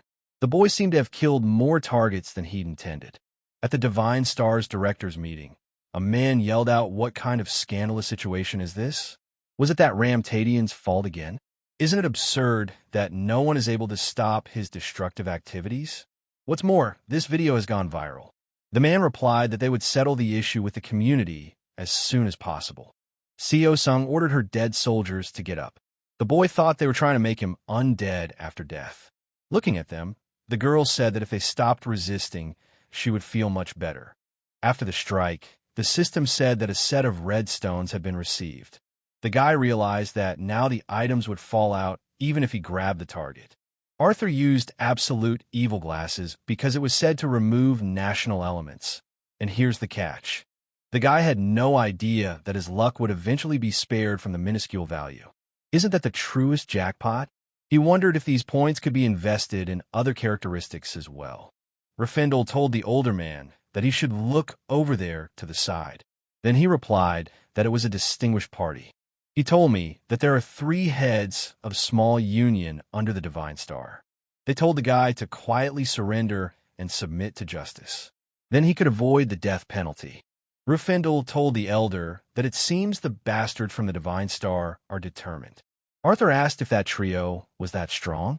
The guy told me that on the left is Curdle, who has made a name for himself as a full How. He's known as a stealthy close combat martial arts class. The one on the right is called an assassin, and this guy is also known as a hidden class affiliated with blades. And lastly, that guy named Lupin who specializes in defense. Come to think of it, Rufendel uses defense magic all the time too. Maybe that guy was his role model? They shouted for Ramtadian to listen carefully. Lupin shouted that if the boy would quietly surrender and submit to justice, he could avoid the death penalty. Or does he want something else? Arthur asked if he wanted anything. He replied that he didn't want anything from them. The boy realized that they seemed to be determined. Lupin shouted that they would give him time to think. However, the guys can't stand idle either, so they will start attacking. Lupin realized that neither priests nor healers had come with them. For them to negotiate was a demonstration of their own power. I guess the Grand Alliance still underestimates him. Curdle shouted that he wouldn't be lenient just because he didn't have the items. Arthur replied that he was faster than the boy thought. At that moment, Curdle realized that the boy had stopped his fist with his bare hands. After the blow, Arthur said that although he was fast, he wasn't particularly impressed. Lupin thought it was possible to go crazy, sent Curdle flying with a base fist. That's when he realized the guy was a lot stronger than the report said. Nevertheless, they're really strong guys. After all, the opponent didn't get knocked unconscious by his base hit. He asked Rafendel to step aside and take a video, then upload it online. Lupin said in a whisper that they realized the boy was strong, but offered to negotiate. Arthur replied that he had said he wouldn't do it. He shouted that if the boy agreed to die by their hand, they would give him the right to hunt in the area. He shouted that if the guy agreed to die by their hand, they would give him the right to hunt in the area. If the guy becomes a member of Divine Star, he will be free to use all the hunting grounds and portals belonging to the Alliance. He promises that he will have an annual salary of 100 million won if the guy signs an official contract. Arthur replied that this is nonsense because they have monopolized these hunting grounds at their discretion. I mean, the guy was very clear about destroying their whole monopoly system. Did they think he really wanted those terms? 100 million annual salary? If Arthur was an ordinary player, would they have given him such conditions? After all, even now low-level players are hanging around under his feet like dogs just for hunting grounds and warp usage. And even in the middle of negotiations, send him whispers asking him to let them kill themselves? They realized at that point that the negotiations had broken down. Attacking, the guy yelled that he wouldn't act as cheesy and low as they did. He used a true 100 lightning strikes. The assassin couldn't believe it. He didn't expect the tunic to lose. In such a situation, the only answer is to attack the others, not the Ramtadian. He realized that necromancer accompanied by the undead, with that level of ability, he must be an important strategic partner of Ramtadian. If it's a necromancer, His combat power should be extremely weak. This is the best time before everyone loses sight of him. As soon as he thought that if he took him hostage, he was immediately attacked by a powerful force, a being whose presence even he could not detect. The others asked Mr. Lupin what to do now. He couldn't believe his eyes. The assassin had been killed in a flash. What organization was he from? What's an assassin of this caliber doing there? They didn't understand why the head of Sarmak was there. He had never shown himself before that day. They didn't understand what kind of relationship he might have with that Chow site. Zeta shouted that anyone blocking the Lord's path would be killed. May they rest in peace. Arthur realized that he hadn't even given them any orders. Johann apologized for interfering without his permission. Arthur replied that it was all right, and as a result the murderer was captured. Lupin whispered that he dared to make a mistake about the boy. Please give him another chance to negotiate. He said his eyes were dark, so the guy couldn't see his value. How could he even offer him a paltry 100 million won? They are willing to recruit him on the best possible terms. He will receive active support directly from the big Union Divine Star. Arthur shouted that he'd said he didn't need any of this. Lupin wondered if he was going to kill him again with a base hit. Rafindle shouted that the Divine Star bastards had many items. He needs to harvest the entire crop. Siasong asked those two are his subordinates. Will they all hunt together now? Arthur replied that he thought it was the right thing to do, because red stones often fall out there. Rufendel told the elder that he had collected everything. They had hit the jackpot today. Let him check the catch and make sure he's collected everything so that the older man doesn't have to bend over. Arthur replied that he would see how much Rufendel had collected.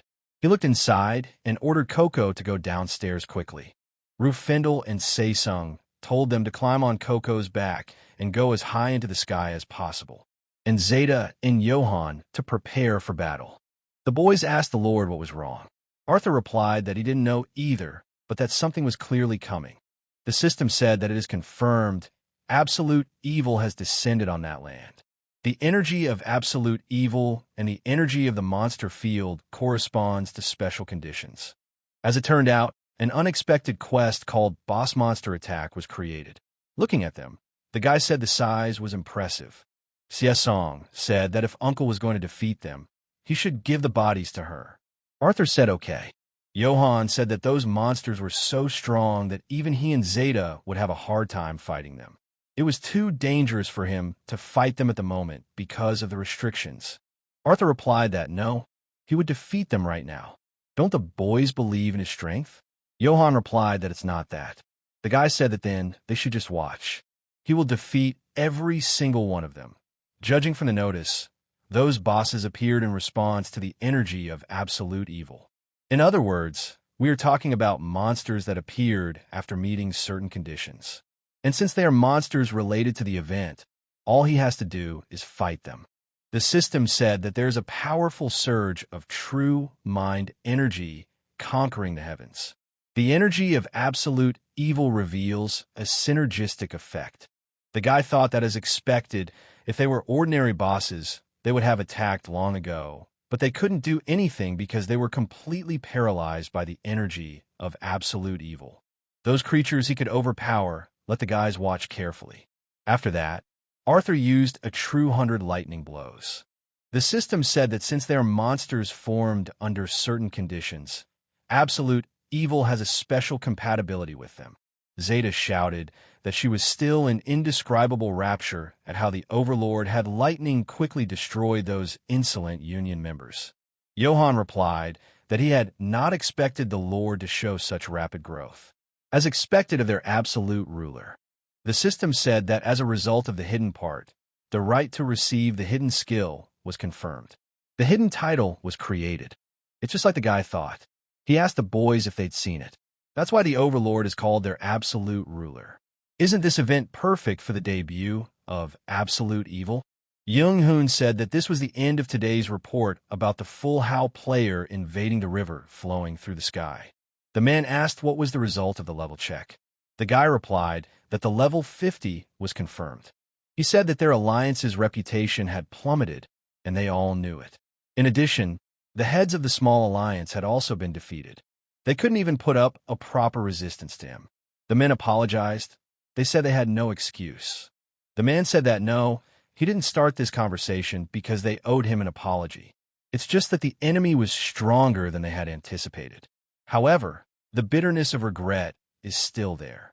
He said none of this would have happened if they had figured out their opponent's abilities beforehand and provided negotiating terms that matched them. A certain amount of full how is completely out of line with conventional norms. Demonstration of such power at a paltry 50th level. Active use of the media. Even the Justice Alliance of America has sprung into action after hearing this news. It must have enough strategic value to use it. But their Divine Star Alliance had officially passed a lifetime death sentence. No matter how great its strategic value and how wide the room for negotiation.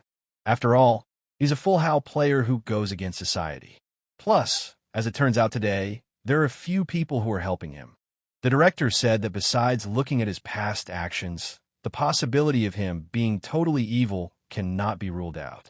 In some sense, this hypothesis looks very convincing. If we talk about absolute evil, its main goal is to plunge society into chaos. Looking at the situation with this position, we can say that that player completely fits that description. The director is confident that in his generation, people like them can create a beautiful world that does not require sacrifice. So he will be declared the ultimate evil. A man will take complete control of the management of public opinion. Of course, they could secretly recruit him into their ranks. After all, the Divine Star Alliance cares about gifted people, so their doors are always open to those who are not lacking in talent. But before they reconcile with him, they must first corner him. For all his immense power, he is, after all, alone. They need to make it clear that he can never handle the majority alone, for the sake of a world where the elite rule over the common people. The guy shouted that this was the finishing touch. The system immediately said that the hunt for the boss monster, the two-headed chimera, was successful. He thought that even though they were huge, the guy had defeated them by an overwhelming advantage. He thought that even though they were huge, the guy had beaten them by an overwhelming margin. Arthur asked if there was a reward for each boss monster. He would like the red stones to be given out. The system said the guy got 3 black stones. Arthur asked 3 black stones. Is he sure he is awake? A black stone among the existing monster stones. This is a monster stone of the highest quality. Some 200 years after the commissioning of Olympus, in its entire 10-year history, black stone has only appeared 3 times so far. And the cost of a black stone with this level of rarity is a very huge value. Johann said that the Lord seemed to glow with happiness. Zeta replied that she felt the same way. He had shown his talents to the full today. He said he didn't think that was the main reason. Then he said he thought they had visitors. It was the director of the Big Blue Heart Union and the president of the Justice Union named Captain. The man said that luckily they weren't too late. Once behind them, Johann ordered them to stand still. Didn't they realize when he was behind them? Did the boy ask the Lord what he should do with them? Arthur thought, what about the Justice Alliance of America? And the president himself showed up. He asked Johann to leave them alone. The guy yelled that they'd better not move if life was precious. Then he asked what they wanted to tell him. The union director, Blue Heart, replied that their union wishes to recruit him into their ranks. They are offering a contract with a down payment and an annual salary of $300 million each, plus a set of unique items. They'll also give them hunting rights and a warp map of union-controlled territory.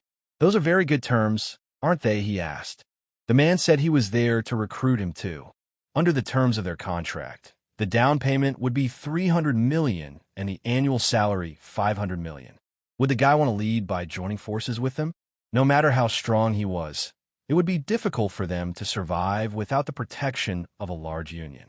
After all, they would then be unable to use all the trading facilities in Korea. Arthur replied that so be it, because frankly, he didn't care. Because he had his own ways of getting things and getting rid of them. Using a true 100 lightning fast strikes, he dealt with a large number of monsters. The guy said that some measly $500 million. She realized that his abilities were far more amazing than the video showed. Arthur said he was able to make money right now without moving. These are not conditions he'd be crazy about. The principal and the president said something was wrong. Apparently, there was a misunderstanding. The captain offers him an annual salary of $500 million. Arthur thought, how embarrassing. He was sure it was 500 million won. Did they really use that unit of account? The girl replied that no, she meant out.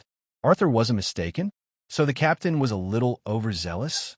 Anyway, one side sent the director and offered 300 million won. On the other side, the president himself showed up there and offered $500 million. The president replied that one way or another, he thinks it would be hard for him to give an answer right now. Of course, he doesn't have to accept their call of love. However, if he ever intends to sign with someone, he'd like at least a firm word on it. For a player at that level, 300 million won is not really an offer, but a belittlement. The president said they fully respect his choice, but if he gives them another chance, he can safely say that the Justice Alliance is determined to seize the opportunity. Arthur replied that it was fine. When he decided to sign a contract with someone, he would put the Justice Alliance first. The director thought about the fact that he was offering $500 million. She had heard that the Justice Alliance had enormous capital, but she hadn't expected it to be that huge. Arthur asked what she was doing. If she has nothing else to say, then please let her go back. Then he asked her if she had anything to say. The girl answered that she did not, and wished him to make a good choice. She immediately starts telling someone he's an arrogant bastard. She doesn't know. Maybe she should show him he can't do anything on his own. The guy asked if he was right, didn't he? That's the real scum of the earth. Then asked what she was going to do, calling him a crazy bastard. He thought that in addition to the Divine Star, the guy had decided to make the Union his enemy too. Eve has no idea what his selfish motives are, but so far the situation itself is working out in their favor. If only he could get that bag back. Arthur wondered how he should use the Black Stone to spread more rumors. At that moment, the boy's phone rang. When he picked up the phone, he realized it was Xie Song, but he couldn't remember when he had given her his phone number. The girl asked him if he was busy. She told him she was with his sister and then asked if he wanted to join them.